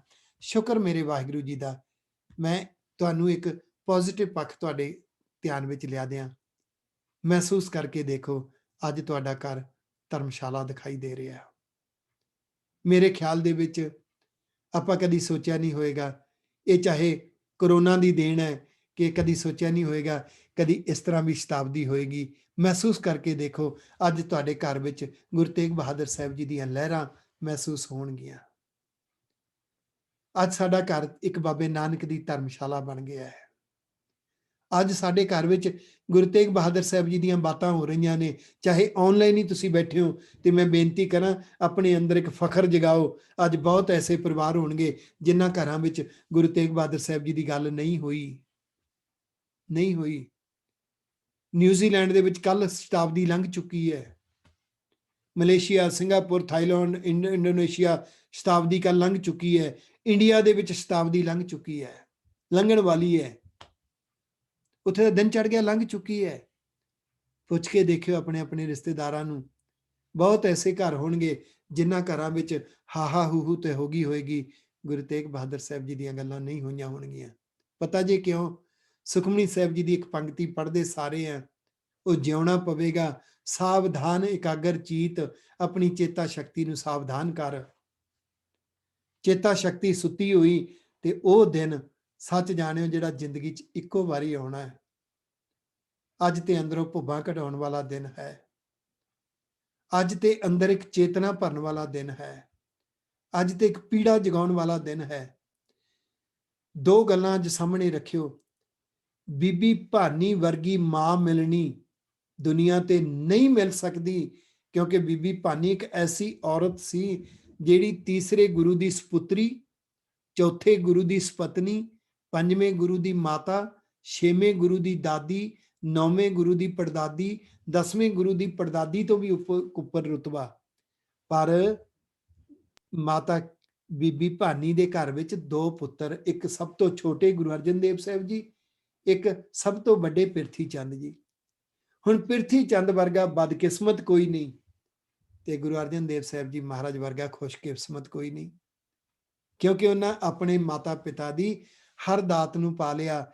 ਪਿਰਥੀ ਚੰਦ ਨੇ ਹਰ ਦਾਤ ਨੂੰ ਗਵਾ ਲਿਆ। ਤੇ ਸੱਚ ਜਾਣਿਓ, ਅੱਜ ਕੁਝ ਪਰਿਵਾਰ ਭਾਗਾਂ ਵਾਲੇ ਨੇ ਜਿਨ੍ਹਾਂ ਘਰਾਂ ਵਿੱਚ ਗੁਰੂ ਤੇਗ ਬਹਾਦਰ ਸਾਹਿਬ ਜੀ ਦੀ ਗੱਲ ਹੋ ਰਹੀ ਹੈ, ਤੇ ਕੁਝ ਪਰਿਵਾਰ ਅੱਜ ਬਦਕਿਸਮਤ ਹੋਣਗੇ ਜੇ ਇਸ ਦਿਨ ਤੇ ਵੀ ਗੁਰੂ ਦੀ ਬਾਤ ਨਹੀਂ ਹੋਈ, ਜਿਹੜਾ ਦਿਨ ਕਦੀ ਮੁੜ ਕੇ ਆਉਣਾ ਹੀ ਨਹੀਂ।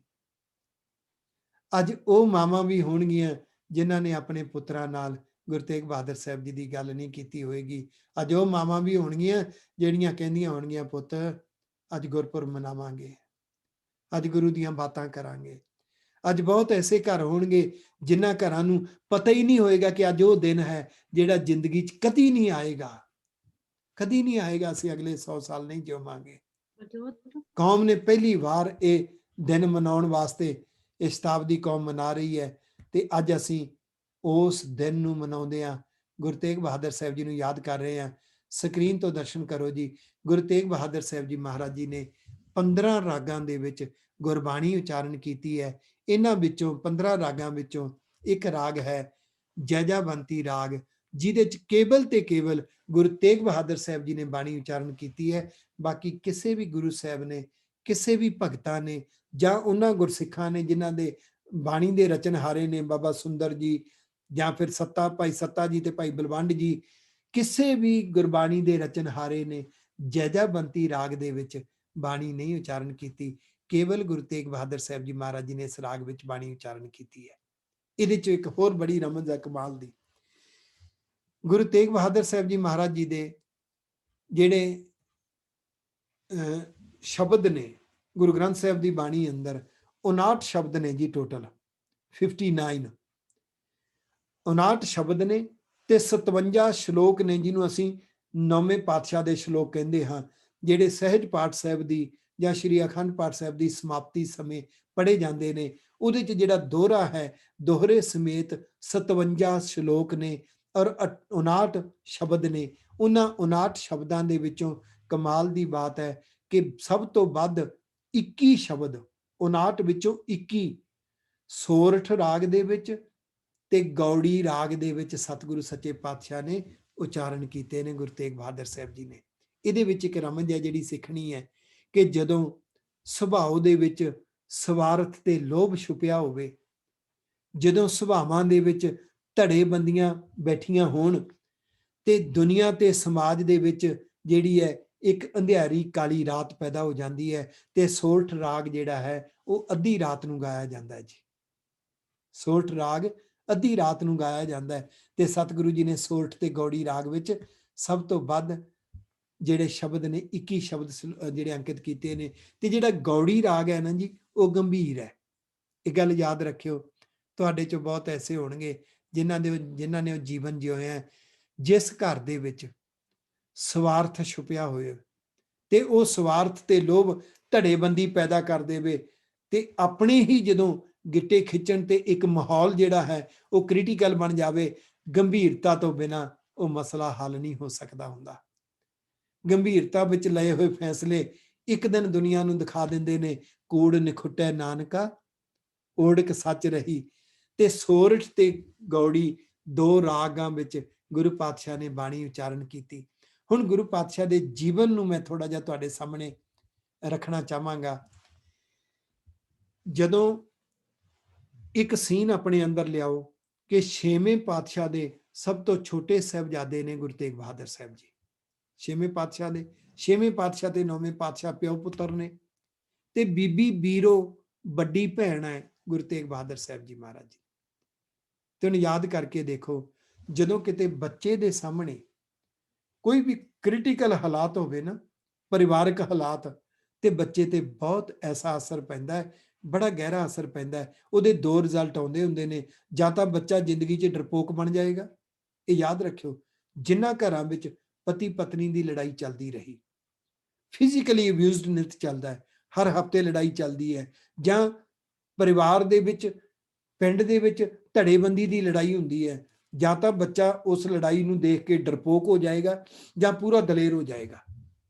ਤੇ ਇਹ ਚੀਜ਼ ਜਿਹੜੀ ਹੈ ਆਮ ਵਾਪਰਦੀ, ਤੁਸੀਂ ਕਿਤੇ ਵੀ ਰਿਸਰਚ ਕਰਕੇ ਦੇਖਿਓ।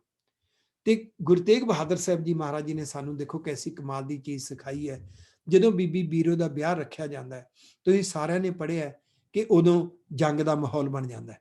ਜਿਹੜਾ ਲੋਹਗੜ੍ਹ ਸਾਹਿਬ ਦਾ ਪਹਿਲਾ ਜੰਗ ਹੈ, ਅੰਮ੍ਰਿਤਸਰ ਸਾਹਿਬ ਦਾ, ਉਸ ਵਿਆਹ ਤੋਂ, ਉਸ ਜੰਗ ਤੋਂ ਇੱਕ ਦਿਨ ਪਹਿਲਾਂ ਗੁਰੂ ਪਾਤਸ਼ਾਹ ਫੈਸਲਾ ਲੈਂਦੇ ਨੇ। ਬਾਬਾ ਬੁੱਢਾ ਜੀ ਨੂੰ ਕਹਿੰਦੇ ਨੇ ਵੀ ਤੁਸੀਂ ਇਦਾਂ ਕਰੋ, ਇੱਕ ਤੇ ਗੁਰੂ ਕੇ ਮਹਿਲ ਬੀਬੀ ਬੀਰੋ ਪਰਿਵਾਰ, ਬੀਬੀ ਬੀਰੋ ਤੇ ਦਰਬਾਰ ਸਾਹਿਬ ਚੋਂ ਆਦਿ ਬੀੜ ਝਬਾਲ ਲੈ ਜਾਓ, ਕੱਲ ਨੂੰ ਜੰਗ ਹੋਏਗਾ, ਕੁਝ ਵੀ ਵਾਪਰ ਸਕਦਾ ਹੈ। ਉਸ ਵੇਲੇ ਗੁਰੂ ਤੇਗ ਬਹਾਦਰ ਸਾਹਿਬ ਜੀ ਮਹਾਰਾਜ ਜੀ ਦੀ ਉਮਰ 8 ਸਾਲ ਦੀ ਹੈ। ਆਪਣੇ ਤੇ ਲਾ ਕੇ ਦੇਖੋ, 8 ਸਾਲ ਦੀ ਉਮਰ ਵਿੱਚ ਭੈਣ ਦਾ ਵਿਆਹ ਕੈਂਸਲ ਹੁੰਦਾ ਦੇਖ ਰਹੇ ਨੇ, ਪਰਿਵਾਰ ਨੂੰ ਅੰਮ੍ਰਿਤਸਰ ਸਾਹਿਬ ਛੱਡਣਾ ਪੈ ਰਿਹਾ, ਇਹ ਦੇਖ ਰਹੇ ਨੇ। ਇੱਥੇ ਬਸ ਨਹੀਂ, ਪਿਤਾ ਕੱਲ ਨੂੰ ਜੰਗ ਲੜ ਰਹੇ ਨੇ, ਜੰਗ ਦਾ ਮਾਹੌਲ ਦੇਖਦੇ ਨੇ। 8 ਸਾਲ ਦੀ ਉਮਰ, ਉੱਪਰੋਂ ਥਲੀ ਸਾਲ ਬਾਅਦ, 1.5 ਸਾਲ ਬਾਅਦ ਫਿਰ 2 ਜੰਗ ਹੋਰ ਹੋ ਜਾਂਦੇ ਨੇ। ਗੁਰੂ ਹਰਗੋਬਿੰਦਪੁਰ, ਜੋ ਹਰਗੋਬਿੰਦਪੁਰ ਦਾ ਜੰਗ ਹੈ ਉਹ ਹੋ ਜਾਂਦਾ ਹੈ, ਫਿਰ ਮਹਾਰਾਜ ਦਾ ਜੰਗ ਹੋ ਜਾਂਦਾ ਹੈ। ਉਸ ਤੋਂ ਬਾਅਦ ਗੁਰੂ ਪਾਤਸ਼ਾਹ ਦਾ ਵਿਆਹ ਹੋ ਜਾਂਦਾ ਹੈ 11 ਸਾਲ ਦੀ ਉਮਰ ਵਿੱਚ, ਕਿਉਂਕਿ ਉਹਨਾਂ ਜ਼ਮਾਨਿਆਂ 'ਚ ਛੋਟੀ ਛੋਟੀ ਉਮਰਾਂ 'ਚ ਵਿਆਹ ਹੋ ਜਾਂਦੇ ਸੀ।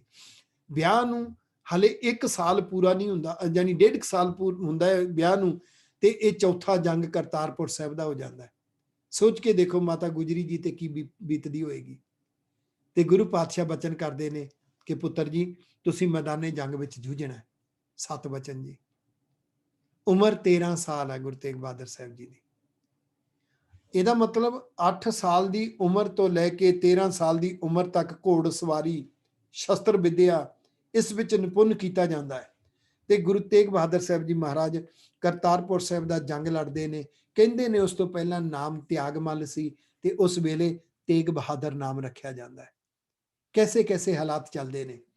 ਫਿਰ ਗੁਰੂ ਹਰਗੋਬਿੰਦ ਸਾਹਿਬ ਜੀ ਮਹਾਰਾਜ ਗੁਰਗੱਦੀ ਦਿੰਦੇ ਨੇ ਆਪਣੇ ਪੋਤਰੇ ਗੁਰੂ ਹਰਰਾਏ ਸਾਹਿਬ ਜੀ ਮਹਾਰਾਜ ਜੀ ਨੂੰ, ਤੇ ਗੁਰਗੱਦੀ ਦਿੰਦੇ ਨੇ ਤੇ ਧੀਰ ਮੱਲ ਵਰਗਿਆਂ ਦਾ ਵਿਰੋਧ ਸ਼ੁਰੂ ਹੋ ਜਾਂਦਾ ਹੈ।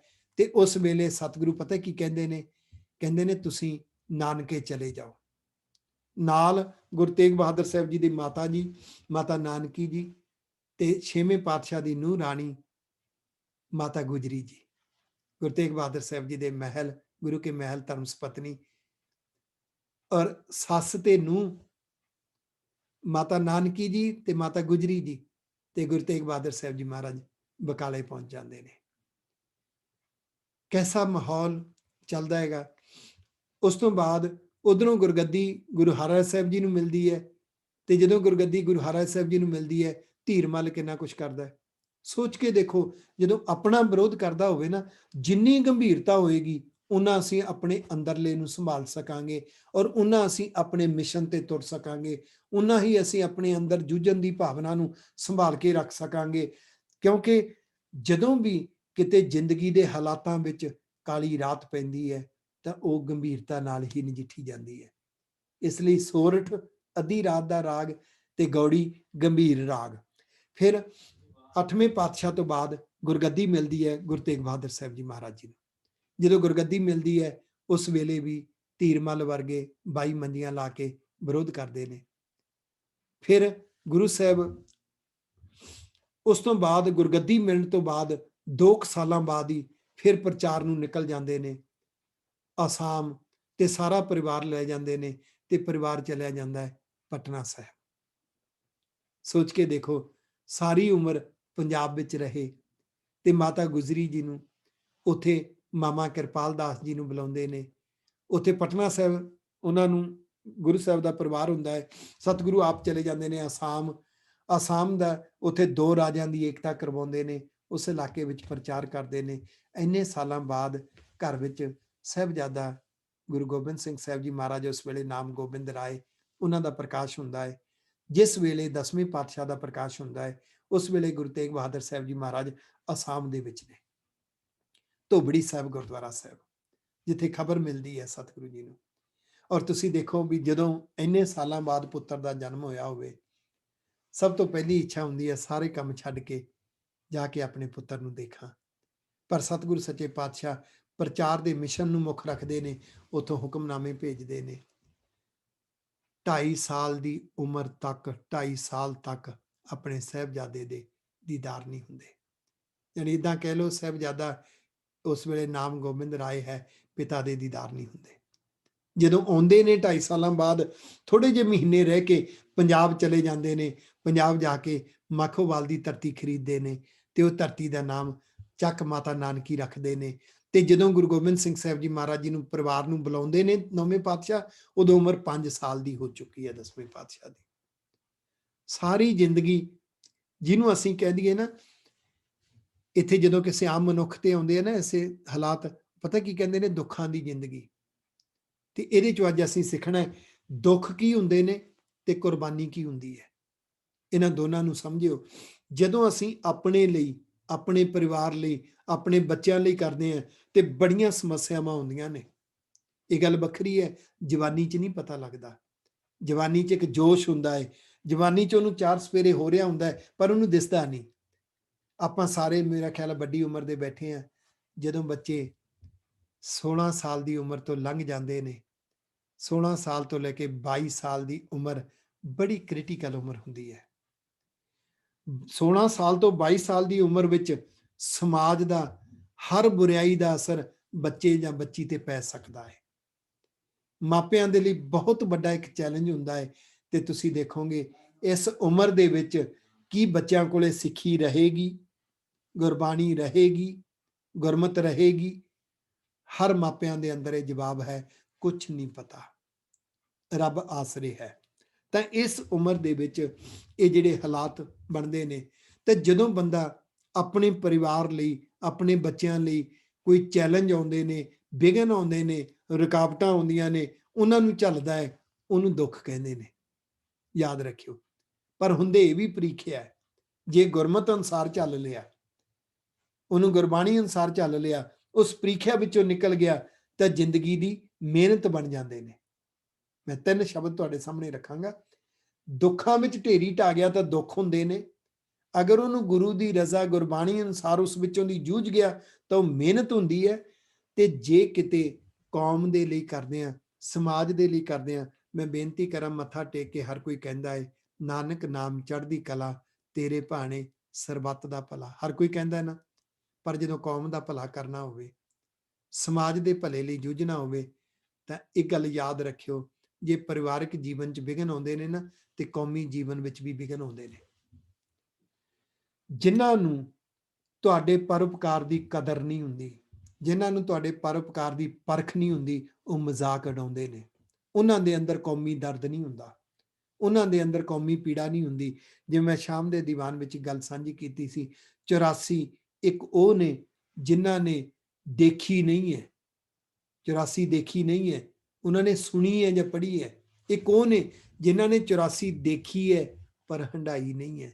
ਮੈਂ ਬੇਨਤੀ ਕਰਾਂ, ਉਹਨਾਂ ਦੋਨਾਂ ਇੱਕ ਤਰ੍ਹਾਂ ਦੀ ਕੈਟੇਗਰੀ ਦੇ ਅੰਦਰ ਗੰਭੀਰਤਾ ਨਹੀਂ ਹੁੰਦੀ, ਚੇਤਨਾ ਨਹੀਂ ਹੁੰਦੀ।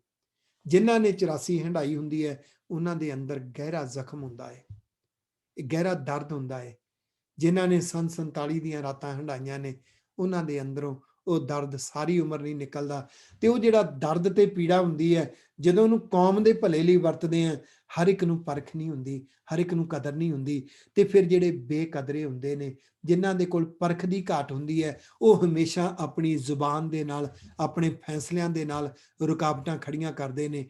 ਮਿਸਲਾਂ ਦੇ ਵੇਲੇ ਇੱਕ ਸਲੋਗਨ ਸੀ, ਜਿਹੜਾ ਅੱਜ ਵੀ ਕੌਮ ਦੇ ਵਿੱਚ ਹੈ, ਤੁਸੀਂ ਸਾਰਿਆਂ ਨੇ ਸੁਣਿਆ ਹੋਵੇਗਾ, ਸਿੱਖ ਕੌਮ ਕਦੇ ਨਾ ਹਾਰੇ, ਜੇ ਸਿੱਖ ਸਿੱਖ ਨੂੰ ਨਾ ਮਾਰੇ। ਕੌਮ ਦੇ ਲਈ ਜੂਝਣ ਵਾਲਿਆਂ ਦੇ, ਸਮਾਜ ਦੇ ਲਈ ਜੂਝਣ ਵਾਲਿਆਂ ਦੇ ਹੌਸਲੇ ਆਪਣੇ ਹੀ ਤੋੜਦੇ ਨੇ, ਤੇ ਬੜਾ ਔਖਾ ਹੁੰਦਾ ਹੈ। ਗੁਰੂ ਪਾਤਸ਼ਾਹ ਨੇ ਜੀਵਨ ਜਿਉਂ ਕੇ ਦਿਖਾਇਆ ਕਿ ਜਿਸ ਮਨੁੱਖ ਨੂੰ ਇਹ ਸਮਝ ਆ ਗਈ, ਕੋਈ ਗੱਲ ਨਹੀਂ, ਇਹ ਵਿਘਨ ਆਉਣਗੇ, ਬੇਕਦਰੇ ਰੁਕਾਵਟਾਂ ਖੜੀਆਂ ਕਰਨਗੇ। ਜਿਨ੍ਹਾਂ ਨੂੰ ਪਰਖ ਨਹੀਂ ਹੈ, ਉਹ ਪਲ ਪਲ ਤੇ ਤੁਹਾਡਾ ਰਾਹ ਰੋਕਣਗੇ, ਪਰ ਅੰਦਰ ਜਜ਼ਬਾ ਹੈ, ਮਨ ਅੰਦਰ ਇੱਕੋ ਹੀ ਖਿਆਲ ਕਰਨਾ ਹੈ। ਅਗਰ ਕੋਈ ਨਿੰਦਾ ਕਰਦਾ ਹੈ, ਕਿਸੇ ਅੰਦਰ ਧੁੰਦਲੀ ਤਸਵੀਰ ਹੈ, ਕੋਈ ਰੁਕਾਵਟਾਂ ਖੜੀਆਂ ਕਰਦਾ ਹੈ, ਕੋਈ ਤੁਹਾਡੇ ਬਾਰੇ ਵਿਰੋਧ ਕਰਦਾ ਹੈ, ਤੇ ਘਬਰਾਉਣ ਦੀ ਲੋੜ ਨਹੀਂ ਹੈ, ਕਿਉਂਕਿ ਅਸੀਂ ਪਰਉਪਕਾਰ ਉਹਨਾਂ ਲਈ ਥੋੜ੍ਹੀ ਕਰਨਾ ਹੈ, ਅਸੀਂ ਤਾਂ ਆਪਣੇ ਗੁਰੂ ਲਈ ਕਰਨਾ ਹੈ। ਪਰ ਮੈਂ ਬੇਨਤੀ ਕਰਾਂ, ਇਹ ਸੌਖਾ ਨਹੀਂ ਹੈ। ਨਿਤ ਦੀ ਅਰਦਾਸ ਚਾਹੀਦੀ ਹੈ। ਗੁਰੂ ਕਲਗੀਧਰ ਸਾਹਿਬ ਜੀ ਮਹਾਰਾਜ, ਤੁਹਾਡੀ ਕੌਮ ਦੇ ਲਈ ਆਪਾਂ ਵਾਰਨਾ ਹੈ। ਨਿਤ ਦੀ ਅਰਦਾਸ ਚਾਹੀਦੀ ਹੈ, ਸਤਿਗੁਰੂ ਸੱਚੇ ਪਾਤਸ਼ਾਹ ਜੀ ਰਹਿਮਤਾਂ ਰੱਖਣੀਆਂ ਹਰ ਵਿਘਨ ਦੇ ਵਿੱਚੋਂ ਦੀ ਨਿਕਲ ਕੇ। ਜਦੋਂ ਦੁੱਖ ਤਾਂ ਫਿਰ ਉਹਨਾਂ ਨੂੰ ਵੀ ਆਉਂਦੇ ਨੇ, ਇਹਨੂੰ ਕੁਰਬਾਨੀ ਕਹਿੰਦੇ ਨੇ। ਤਿੰਨੋਂ ਸ਼ਬਦ ਯਾਦ ਰੱਖਿਓ, ਇੱਕ ਦੁੱਖ ਹੁੰਦੇ ਨੇ, ਇੱਕ ਮਿਹਨਤ ਹੁੰਦੀ ਹੈ, ਇੱਕ ਕੁਰਬਾਨੀ ਹੁੰਦੀ ਹੈ। ਜਿਹੜੀ ਕੁਰਬਾਨੀ ਹੁੰਦੀ ਹੈ ਨਾ, ਉਹਦੇ ਨਾਲ ਗੁਰੂ ਪਾਤਸ਼ਾਹ ਫਿਰ 3 ਚੀਜ਼ਾਂ ਦਿੰਦੇ ਨੇ, ਗੁਰਬਾਣੀ, ਗੁਰਸਿੱਖੀ ਤੇ ਗੁਰਮਤਿ। ਫਿਰ ਪੀੜ੍ਹੀ ਦਰ ਪੀੜ੍ਹੀ ਘਰ ਵਿੱਚ ਤੁਰੀ ਰਹਿੰਦੀ ਹੈ, ਨਹੀਂ ਤਾਂ ਫਿਰ ਇਹ ਖੜ ਜਾਂਦੀ ਹੈ। ਇਹ ਗੁਰੂ ਤੇਗ ਬਹਾਦਰ ਸਾਹਿਬ ਜੀ ਮਹਾਰਾਜ ਜੀ ਦੇ ਜੀਵਨ ਵਿੱਚੋਂ ਸਾਨੂੰ ਇਹ ਦਾਤ ਮਿਲਦੀ ਹੈ। ਉਹਨਾਂ ਨੇ ਸੋਰਠ ਤੇ ਗੌੜੀ ਰਾਗ ਦੇ ਵਿੱਚ ਇਹ ਜਿਹੜਾ ਹੈ ਸਭ ਤੋਂ ਵੱਧ ਬਾਣੀ, ਜਾਣੀ 21 ਸ਼ਬਦ ਜਿਹੜੇ ਹੈ ਉਹ ਉਚਾਰਨ ਕੀਤੇ ਨੇ। ਇੱਥੇ ਮੈਂ ਬੇਨਤੀ ਕਰਾਂ, ਕੋਸ਼ਿਸ਼ ਕਰਿਓ ਆਪਣੀ ਜ਼ਿੰਦਗੀ ਦੇ ਵਿੱਚ ਪਰਉਪਕਾਰ ਕਰਨ ਵਾਸਤੇ। ਤੇ ਨਾਲ ਮੈਂ ਤੁਹਾਨੂੰ ਸਾਰਿਆਂ ਨੂੰ ਦੱਸ ਦੇਵਾਂ, ਇਹ ਖੁਸ਼ਖਬਰੀ ਹੋਈ ਹੈ ਕਿ ਸਤੰਬਰ ਮਹੀਨੇ ਵਿੱਚ ਅਸੀਂ ਜਿਹੜਾ ਆਨਲਾਈਨ ਸਕੂਲ ਸ਼ੁਰੂ ਕਰ ਰਹੇ ਹਾਂ, ਉਹਦੇ ਵਿੱਚ ਸਾਡੇ ਨਾਲ ਸੁਖਜਿੰਦਰ ਭੈਣ ਜੀ ਬੈਠੇ ਨੇ, ਇਧਰੋਂ ਰਜਿੰਦਰਜੀਤ ਬੇਟੀ ਬੈਠੀ ਹੈ, ਇਹ ਸਾਡੇ ਨਾਲ ਵਲੰਟੀਅਰ ਜੂਝਣ ਵਾਲੇ ਨੇ। ਤੇ ਉਧਰੋਂ ਹਰਮੀਤ ਸਿੰਘ ਵੀਰ ਜੀ ਐਡਮਿੰਟਨ ਤੋਂ, ਜਿਹੜੇ ਸਾਰਾ ਸੈਟਅਪ ਜਿਹੜਾ ਹੈ ਉਹ ਤਿਆਰ ਕਰ ਰਹੇ ਨੇ। ਮੈਂ ਉਮੀਦ ਕਰਾਂ ਕਿ ਤੁਸੀਂ ਸਾਰੇ ਇਸ ਕੌਮੀ ਕਾਰਜ ਦੇ ਲਈ ਥੋੜਾ ਥੋੜਾ ਆਪਣੇ ਅੰਦਰ ਜੁਝਾਰੂ ਬਿਰਤੀ ਪੈਦਾ ਕਰੋ, ਔਰ ਉਹ ਜੁਝਾਰੂ ਬਿਰਤੀ ਸਾਨੂੰ ਇੱਕ ਬੜਾ ਸਕੂਨ ਦੇਵੇਗੀ। ਤੁਸੀਂ ਆਪਣੀ ਜ਼ਿੰਦਗੀ ਦੇ ਵਿੱਚ ਬਿਨਾਂ ਕਿਸੇ ਸਵਾਰਥ ਤੋਂ, ਬਿਨਾਂ ਕਿਸੇ ਲੋਭ ਲਾਲਚ ਤੋਂ, ਗੁਰੂ ਦੀ ਪੀੜਾ ਦੇ ਵਿੱਚ ਕਿੰਨਿਆਂ ਦੀ ਜ਼ਿੰਦਗੀ ਦੇ ਵਿੱਚ ਖੁਸ਼ੀਆਂ ਭਰ ਗਏ, ਕਿੰਨਿਆਂ ਦੀ ਜ਼ਿੰਦਗੀ 'ਚ ਗੁਰਬਾਣੀ ਦਾ ਰੰਗ ਭਰ ਗਏ, ਕਿਤਨਿਆਂ ਦੀ ਜ਼ਿੰਦਗੀ 'ਚ ਤੁਸੀਂ ਸਿੱਖੀ ਦਾ ਰੰਗ ਭਰ ਗਏ। ਉਹ ਜਿਹੜੀ ਦਾਤ ਹੈ ਨਾ, ਉਹਨੂੰ ਬਖਸ਼ਿਸ਼ ਕਹਿੰਦੇ ਨੇ। ਇਹ ਕਿਤੋਂ ਮੁੱਲ ਨਹੀਂ ਮਿਲਦੀ। ਇਹਦੇ ਲਈ ਗੰਭੀਰਤਾ ਚਾਹੀਦੀ ਹੈ, ਮਨ ਦੀ ਚੰਚਲਤਾਈ ਨੇ ਇਸ ਪਾਸੇ ਤੁਰ ਨਹੀਂ ਦੇਣਾ। ਛੋਟੇ ਜਿਹੇ ਵਿਘਨ ਤੇ ਹੀ ਮਨ ਜਿਹੜਾ ਹੈ ਉਹ ਡੋਲ ਜਾਏਗਾ। ਤਾਂ ਇੱਕ ਗੱਲ ਆਪਾਂ ਅੱਜ ਹੋਰ ਵਿਚਾਰਨੀ ਹੈ, ਜਿੰਨੇ ਪੁਰਾਣੇ ਬਾਦਸ਼ਾਹ ਹੁੰਦੇ ਸਨ, ਉਹ ਬਾਦਸ਼ਾਹ ਲੋਕ ਆਪਣੀ ਜ਼ਿੰਦਗੀ ਦੇ ਵਿੱਚ ਦੋ ਚੀਜ਼ਾਂ ਲਿਖਿਆ ਕਰਦੇ ਸਨ। ਇੱਕ ਲਿਖਦੇ ਸੀ ਆਪਣੀ ਜ਼ਿੰਦਗੀ ਦੀ ਸਵੈ ਜੀਵਨੀ, ਔਰ ਇਹ ਯਾਦ ਕਰਕੇ ਦੇਖੋ, ਮੇਰਾ ਖਿਆਲ ਹੈ ਜਿੰਨੇ ਬਜ਼ੁਰਗ ਨੇ ਉਹਨਾਂ ਨੂੰ ਪਤਾ ਹੈ, ਸਰਦਾਰ ਬਲਕੀਤ ਸਿੰਘ ਹੋਰੀ ਬੈਠੇ ਨੇ, ਔਰ ਸੱਚ ਜਾਣੇ ਮੈਨੂੰ ਤੇ ਇਹਨਾਂ ਦੇ ਪਿਛਲੀ ਵਾਰ ਜਦੋਂ ਮੈਂ ਘਰ ਗਿਆ ਤੇ ਮੈਂ ਕਰਮ ਤੈਨੂੰ ਵੀ ਦੱਸਣਾ ਚਾਹਾਂਗਾ, ਅੰਕਲ ਜੀ ਬਲਕੀਤ ਸਿੰਘ ਜੀ ਹੋਰੀ ਇਹ ਆਪਣੇ ਇਲਾਕੇ ਦੇ ਹੀ ਨੇ। ਮੈਂ ਜਦੋਂ ਪਿੰਡ ਪੁੱਛਿਆ ਤਾਂ ਕਹਿੰਦੇ ਲੁਧਿਆਣੇ ਦੇ ਕੋਲ। ਮੈਂ ਕਿਹਾ ਲੁਧਿਆਣੇ ਕਿੱਥੇ ਜੀ? ਕਹਿੰਦੇ ਦੁਰਾਹੇ ਕੋਲ। ਤੇ ਬੜਾ ਇਹਨਾਂ ਦੇ ਕੋਲ ਤਜਰਬਾ ਹੈ। ਜਿੰਨੇ ਬਜ਼ੁਰਗ ਨੇ ਉਹ ਸੌਖਾ ਸਮਝ ਸਕਦੇ ਨੇ ਕਿ ਅੱਜ ਤੋਂ 50 ਸਾਲ ਪਹਿਲਾਂ ਪਿੰਡਾਂ ਦੇ ਵਿੱਚ ਐਜੂਕੇਸ਼ਨ ਨਹੀਂ ਸੀ। ਮੇਰਾ ਖਿਆਲ ਹੈ ਤੁਹਾਨੂੰ ਯਾਦ ਹੋਏਗਾ ਉਹ ਦਿਨ ਕਿ ਜਦੋਂ ਕੋਈ ਚਿੱਠੀ ਵੀ ਆਉਂਦੀ ਸੀ ਤੇ ਕਹਿੰਦੇ ਸੀ ਉਹ ਚਿੱਠੀ ਫਲਾਣੇ ਮਾਸਟਰ ਤੋਂ ਪੜਾਵਾਂਗੇ। ਮੇਰੇ ਸਹੁਰੇ ਨੇ ਤਪਾ ਮੰਡੀ ਦੇ ਕੋਲ, ਇਹਨਾਂ ਦੇ ਪਿੰਡ ਦੇ ਨਾਲ ਇੱਕ ਪਿੰਡ ਹੈ ਆਲੀਕੇ, ਤਪੇ ਦੇ ਕੋਲ। ਕਹਿੰਦੇ ਜਦੋਂ ਕੋਈ ਚਿੱਠੀ ਆਉਂਦੀ ਸੀ ਨਾ, ਆਲੀਕੇ ਵਾਲੇ ਮਾਸਟਰ ਜੀ ਤੋਂ ਪੜਾਉਂਦੇ ਹੁੰਦੇ ਸੀ ਉਦੋਂ, ਲੋਕ ਅੱਜ ਤੋਂ 50 ਸਾਲ ਪਹਿਲਾਂ। ਜਾਨੀ ਜਿਨ੍ਹਾਂ ਜ਼ਮਾਨਿਆਂ 'ਚ ਪਿੰਡਾਂ ਵਿੱਚ ਚਿੱਠੀਆਂ ਵੀ ਨਹੀਂ ਸੀ ਤੇ ਗੁਰੂ ਸਾਹਿਬ ਦੇ ਹੁੰਦੇ ਆ, ਤਾਂ ਦੇਖੋ ਪੜ੍ਹਾਈ ਬਿਲਕੁਲ ਹੀ ਨਹੀਂ ਸੀ ਹੁੰਦੀ। ਉਸ ਵੇਲੇ ਜਿਹੜੇ ਬਾਦਸ਼ਾਹ ਲੋਕ ਸੀ ਨਾ, ਇੱਕ ਤਾਂ ਆਪਣੀ ਜ਼ਿੰਦਗੀ ਦੀ ਸਾਰੀ ਸਟੋਰੀ ਲਿਖਾਉਂਦੇ ਹੁੰਦੇ ਸੀ, ਜਿਹਦੇ 'ਚ ਉਹਨਾਂ ਦੇ ਆਪਣੇ ਤਜਰਬੇ ਹੁੰਦੇ ਸੀ। ਉਹਨੂੰ ਤੁਜ਼ਕ ਕਹਿੰਦੇ ਸੀ, ਤੁਜ਼ਕ, ਜਿਵੇਂ ਜਹਾਂਗੀਰ ਨੇ ਲਿਖਾਇਆ ਤੁਜ਼ਕ ਜਹਾਂਗੀਰੀ। ਤੇ ਇੱਕ ਇਹ ਆਪਣੀ ਸੰਤਾਨ ਵਾਸਤੇ ਇੱਕ ਨਸੀਹਤਨਾਮਾ ਲਿਖਦੇ ਹੁੰਦੇ ਸੀ, ਜਿਹਨੂੰ ਪੰਦਨਾਮਾ ਕਹਿੰਦੇ ਨੇ। ਤੇ ਔਰੰਗਜ਼ੇਬ ਨੇ ਜਿਹੜਾ ਪੰਦਨਾਮਾ ਲਿਖਿਆ ਨਾ, ਉਹ ਕਮਾਲ ਹੀ ਹੈ। ਇਹ ਮੈਂ ਸਲਾਈਡ ਸ਼ੋ ਜਿਹੜਾ ਸੀ ਬੱਚਿਆਂ ਵਾਸਤੇ ਬਣਾਇਆ ਸੀ। ਇਹਦੇ 'ਚ ਤਾਂ ਜਿਹੜੀ ਇੱਕੋ ਹੀ ਗੱਲ ਲਿਖੀ ਹੋਈ ਹੈ। ਉਸ ਤੋਂ ਪਹਿਲਾਂ ਮੈਂ ਤੁਹਾਨੂੰ ਮੈਂ ਅੱਜ ਸੰਭਾਲ ਕੇ ਰੱਖਿਆ ਸੀ, ਉਹ ਤੁਹਾਡੇ ਸਾਹਮਣੇ ਮੈਂ ਦੱਸਾਂ ਕਿ ਜਦੋਂ ਔਰੰਗਜ਼ੇਬ ਚੜ੍ਹਾਈ ਕਰਦਾ ਹੈ, ਕਿਉਂਕਿ ਇਹਨੇ ਪਾਪ ਬੜੇ ਕੀਤੇ ਨੇ। ਇਹਨੇ ਆਪਣੇ ਜਿਹੜਾ ਭਰਾ ਦਾ ਕਤਲ ਕੀਤਾ ਹੈ, ਆਪਣੇ ਬਾਪ ਨੂੰ ਇਹਨੇ ਜੇਲ੍ਹ 'ਚ ਸੁੱਟਿਆ, ਆਪਣੀ ਭੈਣ ਤੇ ਇਹਨੇ ਤਸ਼ੱਦਦ ਕੀਤੇ ਨੇ, ਫਿਰ ਇਹਨੇ ਫਕੀਰਾਂ ਨੂੰ ਵੀ ਜ਼ਹਿਰ ਦੇ ਕੇ ਮਰਵਾਇਆ, ਬੜੇ ਪਾਪ ਕੀਤੇ ਨੇ। ਫਿਰ ਸਾਹਿਬਜ਼ਾਦਿਆਂ ਨੂੰ ਸ਼ਹੀਦ ਕਰਵਾਇਆ, ਗੁਰੂ ਤੇਗ ਬਹਾਦਰ ਸਾਹਿਬ ਜੀ ਨੂੰ ਸ਼ਹੀਦ ਕਰਵਾਇਆ। ਫਿਰ ਚਮਕੌਰ ਦੀ ਗੜੀ ਦਾ ਜਿਹੜਾ ਜੰਗ ਹੋਇਆ, ਉਹ ਵੀ ਸਾਰੀ ਇਹਦੀ ਸਾਜ਼ਿਸ਼ ਸੀਗੀ। ਜਦੋਂ ਗੁਰੂ ਕਲਗੀਧਰ ਸਾਹਿਬ ਜੀ ਮਹਾਰਾਜ ਇਹਨੂੰ ਜ਼ਫਰਨਾਮਾ ਲਿਖਦੇ ਨੇ, ਤੇ ਜ਼ਫਰਨਾਮੇ ਦੇ ਵਿੱਚ ਪਹਿਲਾਂ ਤਾਂ ਇਹਦੇ ਗੁਣਾਂ ਦਾ ਜ਼ਿਕਰ ਕਰਦੇ ਨੇ ਕਿ ਔਰੰਗਜ਼ੇਬ ਤੇਰੇ 'ਚ ਆਹ ਗੁਣ ਨੇ, ਮੈਂ ਤੇਰੇ ਉਹਨਾਂ ਗੁਣਾਂ ਦੀ ਦਾਤ ਦਿੰਦਾ। ਤੇ ਫਿਰ ਉਹਦੇ ਪਾਪਾਂ ਦਾ ਜਦੋਂ ਜ਼ਿਕਰ ਕਰਦੇ ਨੇ ਤੇ ਔਰੰਗਜ਼ੇਬ ਕੰਬ ਜਾਂਦਾ ਹੈ। ਤੇ ਹੁਣ ਇਹਦਾ ਜਿਹੜਾ ਪੰਦਨਾਮਾ ਹੈ ਨਾ, ਉਹ ਪੰਦਨਾਮੇ ਵਿੱਚ ਇੱਕ ਤਾਂ ਇਹਦੇ ਗੁਣਾਂ ਦੀ ਝਲਕ ਵੀ ਆ ਰਹੀ ਹੈ, ਤੇ ਦੂਸਰੀ ਗੱਲ ਇਹਦੇ ਪਾਪਾਂ ਦੀ ਝਲਕ ਆ ਰਹੀ ਹੈ। ਉਹ ਇਹ ਕਿ ਇਹ ਆਪਣੇ ਪੰਦਨਾਮੇ ਵਿੱਚ ਲਿਖਦਾ ਹੈ, ਕਹਿੰਦਾ ਅੱਲਾ ਬੇਗ ਦੇ ਕੋਲ, ਇਹਦਾ ਇੱਕ ਮਲਾਹਦਾਰ ਸੀ ਅੱਲਾ ਬੇਗ, ਕਹਿੰਦਾ ਅੱਲਾ ਬੇਗ ਦੇ ਕੋਲ 4 ਰੁਪਈਏ ਤੇ 2 ਆਨੇ ਪਏ ਨੇ, ਜਿਹੜੇ ਮੈਂ ਟੋਪੀਆਂ ਵੇਚ ਕੇ ਕਮਾਏ ਸਨ। ਤੇ ਇੱਥੇ ਮੈਂ ਤੁਹਾਨੂੰ ਦੱਸਣਾ ਚਾਹਾਂਗਾ ਕਿ ਔਰੰਗਜ਼ੇਬ ਦੇ ਅੰਦਰ ਇੱਕ ਸਭ ਤੋਂ ਵੱਡੀ ਖੂਬੀ ਇਹ ਸੀ ਕਿ ਉਹ ਸਰਕਾਰੀ ਖਜ਼ਾਨੇ 'ਚੋਂ ਇੱਕ ਨਵਾਂ ਪੈਸਾ ਵੀ ਆਪਣੇ ਤੇ ਨਹੀਂ ਸੀ ਵਰਤਦਾ। ਉਹ ਟੋਪੀਆਂ ਬਣਾਉਂਦਾ ਸੀ, ਟੋਪੀਆਂ ਵੇਚਦਾ ਸੀ, ਉਹਦੇ ਨਾਲ ਆਪਣੀ ਜ਼ਿੰਦਗੀ ਦਾ ਗੁਜ਼ਾਰਾ ਚਲਾਉਂਦਾ ਸੀ। ਫਿਰ ਇਹ ਕੁਰਾਨ ਸ਼ਰੀਫ ਲਿਖ ਕੇ ਵੇਚਦਾ ਹੁੰਦਾ ਸੀ ਉਹਨਾਂ ਜ਼ਮਾਨਿਆਂ 'ਚ, ਕੁਰਾਨ ਸ਼ਰੀਫ ਲਿਖ ਕੇ। ਇਹ ਪਤਾ ਪੰਦਨਾਮੇ 'ਚ ਕੀ ਲਿਖਦਾ ਹੈ? ਕਹਿੰਦਾ ਅੱਲਾ ਬੇਗ ਦੇ ਕੋਲ 4 ਰੁਪਈਏ ਤੇ 2 ਆਨੇ ਮੇਰੇ ਪਏ ਨੇ, ਉਹਦੇ ਤੋਂ ਇਹ 4 ਰੁਪਈਏ 2 ਆਨੇ ਲੈ ਕੇ ਮੇਰੇ ਕਫਨ ਤੇ ਖਰਚ ਕੀਤੇ ਜਾਣ। ਤੇ ਨਾਲ ਲਿਖਦਾ ਮੇਰੇ ਬਟੂਏ ਦੇ ਵਿੱਚ 305 ਰੁਪਈਏ ਪਏ ਨੇ, ਉਹ 305 ਰੁਪਈਏ ਗਰੀਬਾਂ 'ਚ ਵੰਡ ਦਿਓ, ਔਰ ਉਹ ਮੇਰੇ ਦਫਨ ਕਫਨ ਦੇ ਉੱਪਰ ਖਰਚ ਨਾ ਕਰਿਓ। ਇਹਦਾ ਮਤਲਬ ਇਹਦੀ ਜ਼ਿੰਦਗੀ ਦੇ ਵਿੱਚ ਆ ਇੱਕ ਇਹਦਾ ਗੁਣ ਸੀ ਕਿ ਉਸ ਜਿਹੜਾ ਪੈਸਾ ਹੈ, ਪੈਸੇ ਦਾ ਲੋਭੀ ਨਹੀਂ ਸੀ ਇਹ ਗੱਲ ਯਾਦ ਰੱਖਿਓ। ਇਹ ਹੰਕਾਰ ਦਾ, ਪਦਵੀ ਦਾ ਲੋਭੀ ਜ਼ਰੂਰ ਸੀ, ਪੈਸੇ ਦਾ ਲੋਭੀ ਨਹੀਂ ਸੀ। ਤਾਂ ਦੂਸਰੀ ਗੱਲ ਇਹ ਲਿਖਦਾ ਹੈ, ਕਹਿੰਦਾ ਮੈਂ ਆਪਣੀ ਜ਼ਿੰਦਗੀ ਦੇ ਵਿੱਚ ਇਕੱਲਾ ਆਇਆ ਸੀ ਤੇ ਪਾਪਾਂ ਦੀ ਪੰਡ ਲੈ ਕੇ ਚੱਲਿਆ। ਮੈਂ ਖਾਲੀ ਆਇਆ ਸੀ, ਪਾਪਾਂ ਦੀ ਪੰਡ ਲੈ ਕੇ ਚੱਲਿਆ। ਅੱਗੇ ਪੰਦਨਾਮੇ 'ਚ ਲਿਖਦਾ ਹੈ, ਕਹਿੰਦਾ ਹੁਣ ਖੁਦਾ ਮੈਨੂੰ ਨਹੀਂ ਪਤਾ ਮੇਰੇ ਪਾਪਾਂ ਦੀ ਕੀ ਸਜ਼ਾ ਦੇਵੇਗਾ। ਤੇ ਪੰਦਨਾਮੇ 'ਚ ਲਿਖਦਾ ਹੈ, ਕਹਿੰਦਾ ਮੇਰੀ ਜਿੱਥੇ ਦਫਨ ਕੀਤਾ ਜਾਏਗਾ, ਮੇਰੀ ਕਬਰ ਦੇ ਨੇੜੇ ਤੇੜੇ ਕੋਈ ਬ੍ਰਿਕਸ਼ ਨਾ ਉੱਗੇ, ਤਾਂ ਕਿ ਕੋਈ ਉਸ ਬ੍ਰਿਕਸ਼ ਦੀ ਛਾਂ ਹੇਠਾਂ ਬੈਠਾ ਹੋਇਆ ਉਹਦੇ ਤੇ ਪਾਪ ਦਾ ਅਸਰ ਨਾ ਹੋ ਜਾਵੇ। ਮੈਂ ਇੰਨਾ ਪਾਪ ਕੀਤਾ ਹੈ। ਤੇ ਨਾਲ ਇਹ ਲਿਖਦਾ ਹੈ, ਕਹਿੰਦਾ ਮੇਰੇ ਪਾਪਾਂ ਦੀ ਸਜ਼ਾ ਪਤਾ ਨਹੀਂ ਮੈਨੂੰ ਕੀ ਮਿਲੇਗੀ, ਪਰ ਮੈਨੂੰ ਖੁਦਾ ਤੇ ਵਿਸ਼ਵਾਸ ਹੈ ਕਿ ਖੁਦਾ ਇੱਕ ਰਹਿਮ ਫਾਜ਼ਲ ਹੈ, ਉਹ ਤਰਸ ਕਰਦਾ ਹੈ ਤੇ ਸ਼ਾਇਦ ਮੈਨੂੰ ਇਸ ਕਰਕੇ ਮਾਫ ਕਰ ਦੇਵੇ ਕਿ ਮੇਰੇ ਗੁਣਾਂ ਨੂੰ ਦੇਖ ਕੇ। ਪਰ ਨਾਲ ਇਹ ਔਰੰਗਜ਼ੇਬ ਲਿਖਦਾ ਹੈ, ਕਹਿੰਦਾ ਜਿਹੜਾ ਸਮਾਂ ਮੈਂ ਨਿਵਾਜ਼ ਦੇ ਵਿੱਚ ਤੇ ਚੰਗੇ ਕੰਮਾਂ ਲਈ ਗਰੀਬਾਂ ਦੇ ਲਈ ਬਿਤਾ ਲਿਆ, ਉਹ ਤਾਂ ਮੇਰਾ ਸਫਲ ਹੋਇਆ ਹੈ। ਬਾਕੀ ਮੈਂ ਪਾਪਾਂ ਦੀ ਪੰਡ ਚੁੱਕ ਕੇ ਇਸ ਸੰਸਾਰ ਤੋਂ ਜਾ ਰਿਹਾ। ਇੱਕ ਹਲੂਣਾ ਭਰਿਆ ਇਹਦਾ ਪੰਦਨਾਮਾ ਹੈ। ਤੇ ਨਾਲ ਮੈਂ ਬੇਨਤੀ ਕਰਾਂ, ਗੁਰੂ ਤੇਗ ਬਹਾਦਰ ਸਾਹਿਬ ਜੀ ਮਹਾਰਾਜ ਜੀ ਦਾ ਜਿਹੜਾ ਪੰਦਨਾਮਾ ਹੈ ਉਹ ਹੈ 9ਵੇਂ ਪਾਤਸ਼ਾਹ ਦੇ ਸ਼ਲੋਕ। ਤੇ 9ਵੇਂ ਪਾਤਸ਼ਾਹ ਦੇ ਸ਼ਲੋਕਾਂ ਦੇ ਵਿੱਚ 2 ਸ਼ਲੋਕ ਐਸੇ ਨੇ ਜਿਹੜੇ ਸਾਨੂੰ ਇੱਕ ਕਮਾਲ ਦੀ ਨਸੀਹਤ ਦਿੰਦੇ ਨੇ।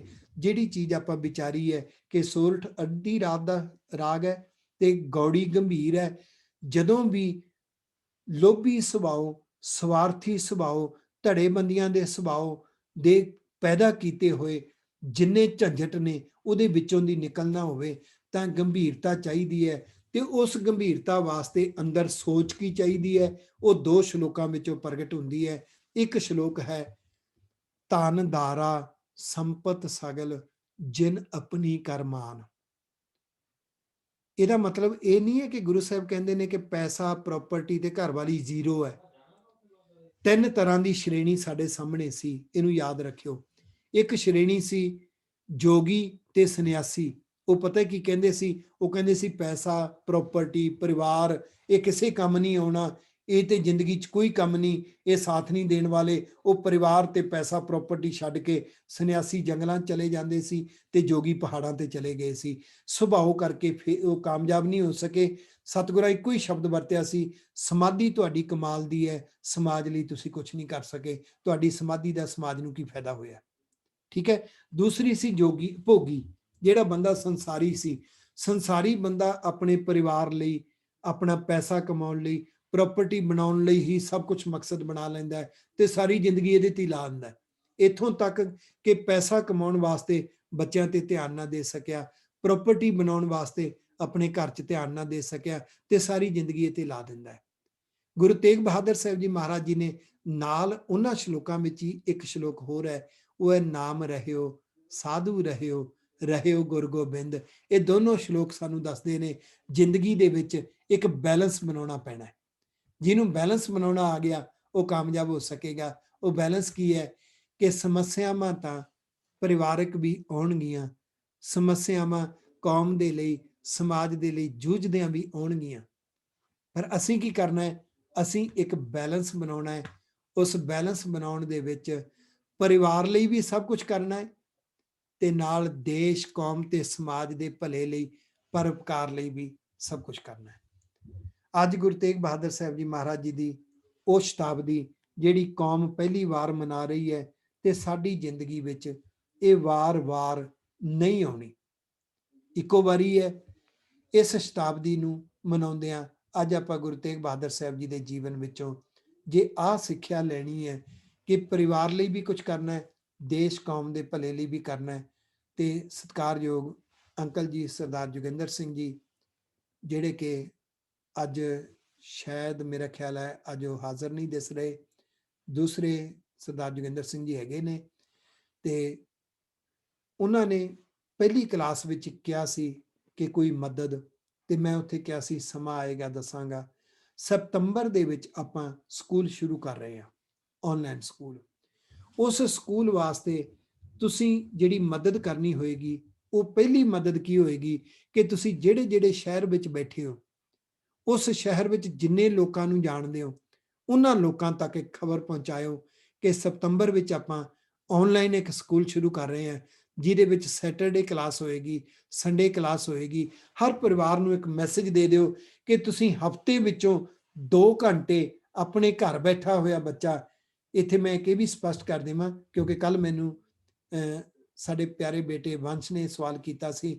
ਉਹ ਪੁੱਛਦੇ ਸੀ ਕਿ ਇਹ ਕਰੋਨਾ ਵਾਇਰਸ ਦੌਰਾਨ ਹੀ ਆਨਲਾਈਨ ਚੱਲਣਗੀਆਂ, ਜਦੋਂ ਕਰੋਨਾ ਠੀਕ ਹੋ ਗਿਆ, ਲਾਕਡਾਊਨ ਓਪਨ ਹੋ ਗਿਆ, ਉਸ ਤੋਂ ਬਾਅਦ ਇਹ ਫਿਜ਼ੀਕਲੀ ਕਲਾਸਾਂ ਹੋਣਗੀਆਂ? ਤੇ ਮੈਂ ਉੱਥੇ ਵੀ ਸਪਸ਼ਟ ਕੀਤਾ ਜੀ, ਤੁਹਾਨੂੰ ਵੀ ਦੱਸਦੇ ਹਾਂ, ਇਹ ਸਾਰੀ ਜ਼ਿੰਦਗੀ ਆਨਲਾਈਨ ਹੀ ਚੱਲਣਗੀਆਂ ਜੀ। ਤੇ ਤੁਸੀਂ ਹਰ ਪਰਿਵਾਰ ਤੱਕ ਇੱਕ ਸੱਦਾ ਦੇਣਾ ਹੈ ਕਿ ਸੈਟਰਡੇ ਨੂੰ 1 ਘੰਟਾ ਤੇ ਸੰਡੇ ਨੂੰ 1 ਘੰਟਾ ਬੱਚਾ ਇਹ ਕਲਾਸ ਅਟੈਂਡ ਕਰ ਲਵੇ। ਉਹਦੇ ਲਈ 12 ਸਾਲ ਦਾ पूरा एक सिलेबस है और एक सुपना है कि कोई भी बच्चा ਜਿਹੜਾ ਇਸ ਗੁਰਮਤਿ ਸਕੂਲ ਦੇ ਵਿੱਚ ਆਏਗਾ ਉਹਨੂੰ ਪੰਜਾਬੀ ਪੜ੍ਹਨੀ ਜ਼ਰੂਰ ਆਏਗੀ, ਉਹਨੂੰ ਪੰਜਾਬੀ ਲਿਖਣੀ ਜ਼ਰੂਰ ਆਏਗੀ ਔਰ ਉਸ ਤੋਂ ਬਾਅਦ ਗੁਰਮਤਿ ਸਿੱਖਣੀ ਸ਼ੁਰੂ ਕਰੇਗਾ।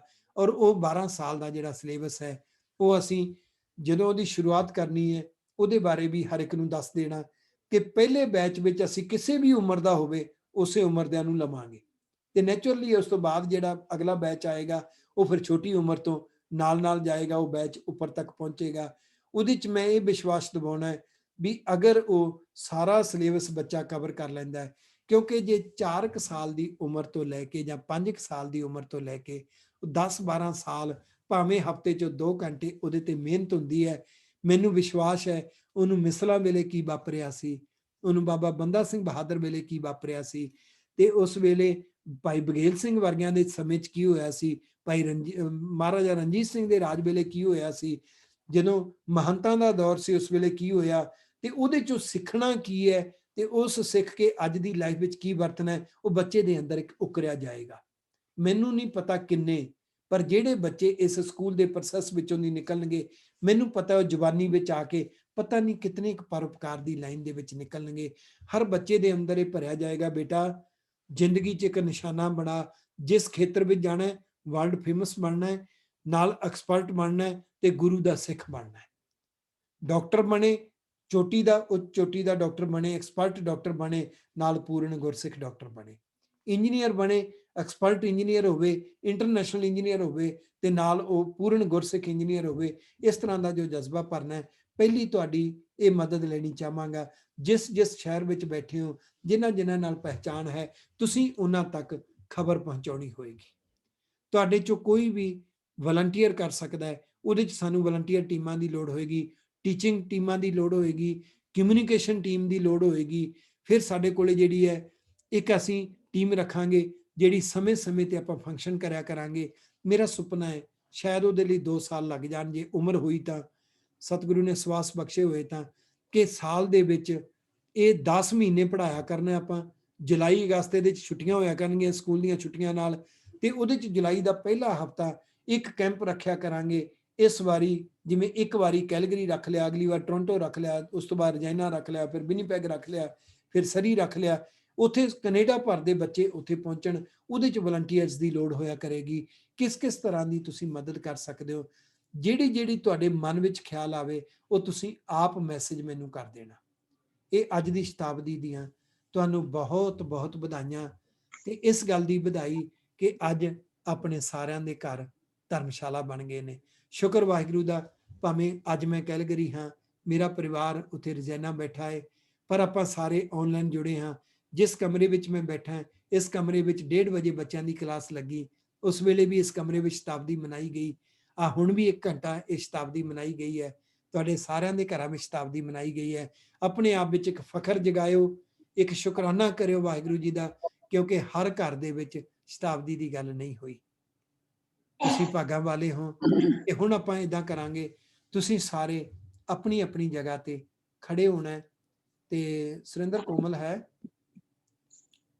ਓਕੇ, ਕੋਮਲ ਨੂੰ ਕਹਿ ਦਿਓ ਹਿਸਾਬ ਨਾਲ ਰੱਖ ਲਵੇ ਉਧਰ ਜਿੱਧਰ ਆਪਣੇ ਨਿਤਨੇਮ ਵਾਸਤੇ ਕਮਰਾ ਹੈ ਉਧਰ ਲੈ ਜਾਏਗਾ। ਕੜਾ ਪ੍ਰਸ਼ਾਦ ਉੱਥੇ ਹੀ ਹੈ ਨਾ? ਓਕੇ, ਤੇ ਹੁਣ ਇੱਥੋਂ ਅਰਦਾਸ ਹੋਏਗੀ ਜੀ, ਆਪਾਂ ਆਪਣੀ ਜਗ੍ਹਾ ਤੇ ਖੜੇ ਹੋਵਾਂਗੇ, ਠੀਕ ਹੈ ਜੀ। ਤੇ ਗੁਰੂ ਮਹਾਰਾਜ ਨੂੰ ਹਾਜ਼ਰ ਨਾਜ਼ਰ ਸਮਝ ਕੇ ਆਪਾਂ ਕੜਾ ਪ੍ਰਸ਼ਾਦ ਦੀ ਦੇਗ ਜਿਹੜੀ ਹੈ ਤੇ ਉਹ ਭਾਵੇਂ ਛਕ ਕੇ ਹੀ ਲੈਣਗੇ, ਠੀਕ ਹੈ। ਫੀਲਿੰਗ ਇਹ ਆ ਜਾਏਗੀ ਕਿ ਸਾਡੇ ਕੋਲ ਵੀ ਪਹੁੰਚ ਗਈ ਹੈ। ਤੇ ਫਿਰ ਉਸ ਤੋਂ ਬਾਅਦ ਅਰਦਾਸ ਤੋਂ ਬਾਅਦ ਦਰਬਾਰ ਸਾਹਿਬ ਦਾ ਹੁਕਮਨਾਮਾ ਇੰਟਰਨੈਟ ਤੋਂ ਪੜ੍ਹ ਕੇ ਮੈਂ ਆਪ ਜੀ ਨੂੰ ਸਰਵਣ ਕਰਵਾਵਾਂਗਾ। ਉਸ ਤੋਂ ਬਾਅਦ ਕੜਾ ਪ੍ਰਸ਼ਾਦ ਦੀ ਦੇਗ ਤੁਸੀਂ ਇਦਾਂ ਕਰਨੀ। ਹੁਣ ਰਜਾਈਨਾ ਤੋਂ ਸਾਰਿਆਂ ਨੂੰ ਪਹੁੰਚਾਈ ਤੇ ਜਾਣੀ ਨਹੀਂ ਹੈ, ਤੁਸੀਂ ਆਪਣੇ ਘਰ ਬਣਾ ਲਿਓ। ਇਦੋਂ ਬਾਅਦ ਥੋੜੀ ਜਿਹੀ ਦੇਰ ਕਰਮ ਤੂੰ ਤਾਂ ਜ਼ਰੂਰ ਮਾਰੀ ਮੋਰਚਾ, ਹੈ ਨਾ? ਬਣਾ ਲਈ ਸੀ ਵੀਰ ਜੀ ਸਵੇਰੇ। ਉਹ ਵਾਓ, ਬਹੁਤ ਸਵੇਰੇ ਅੱਡ ਕੇ ਬੋਲੇ ਸੋਨਿਹਾਲ। ਪਤਾ ਨਹੀਂ ਨਾ ਭੈਣ ਕਿਹਦੀ ਹੈ। ਸ਼ੁਕਰ ਵਾਹਿਗੁਰੂ ਦਾ, ਕਰਮ ਆ ਤੇ ਸੱਚੀ ਮਨ ਲੁੱਟ ਲਿਆ, ਸ਼ੁਕਰ ਵਾਹਿਗੁਰੂ ਦਾ। ਓਕੇ, ਹੁਣ ਆਪਾਂ ਅਰਦਾਸ ਕਰੀਏ ਜੀ। ਤੇ ਨਾਲ ਮੈਂ ਰਜਿੰਦਰ ਜੀ, ਜੇ ਤੁਹਾਨੂੰ ਕੜਾ ਪ੍ਰਸ਼ਾਦੀ ਦੇਗ ਆਉਂਦੀ ਹੈ ਤੇ ਸੁਖਜਿੰਦਰ ਭੈਣ ਜੀ ਤੁਸੀਂ ਵੀ ਹੋਰ ਵੀ ਜਿਹੜੇ ਬਣਾ ਸਕਦੇ ਹੋ ਅੱਜ ਜ਼ਰੂਰ ਬਣਾਇਓ, ਬਣਾ ਕੇ ਆਪ ਹੀ ਅਰਦਾਸ ਕਰ ਲਿਓ ਤੇ ਹੁਕਮਨਾਮਾ ਆਪਾਂ ਦਰਬਾਰ ਸਾਹਿਬ ਦਾ ਕਰਾਂਗੇ। ਆਪਣੀ ਆਪਣੀ ਜਗ੍ਹਾ ਤੇ ਹੁਣ ਖੜੇ ਹੋ ਜਾਣਾ ਜੀ।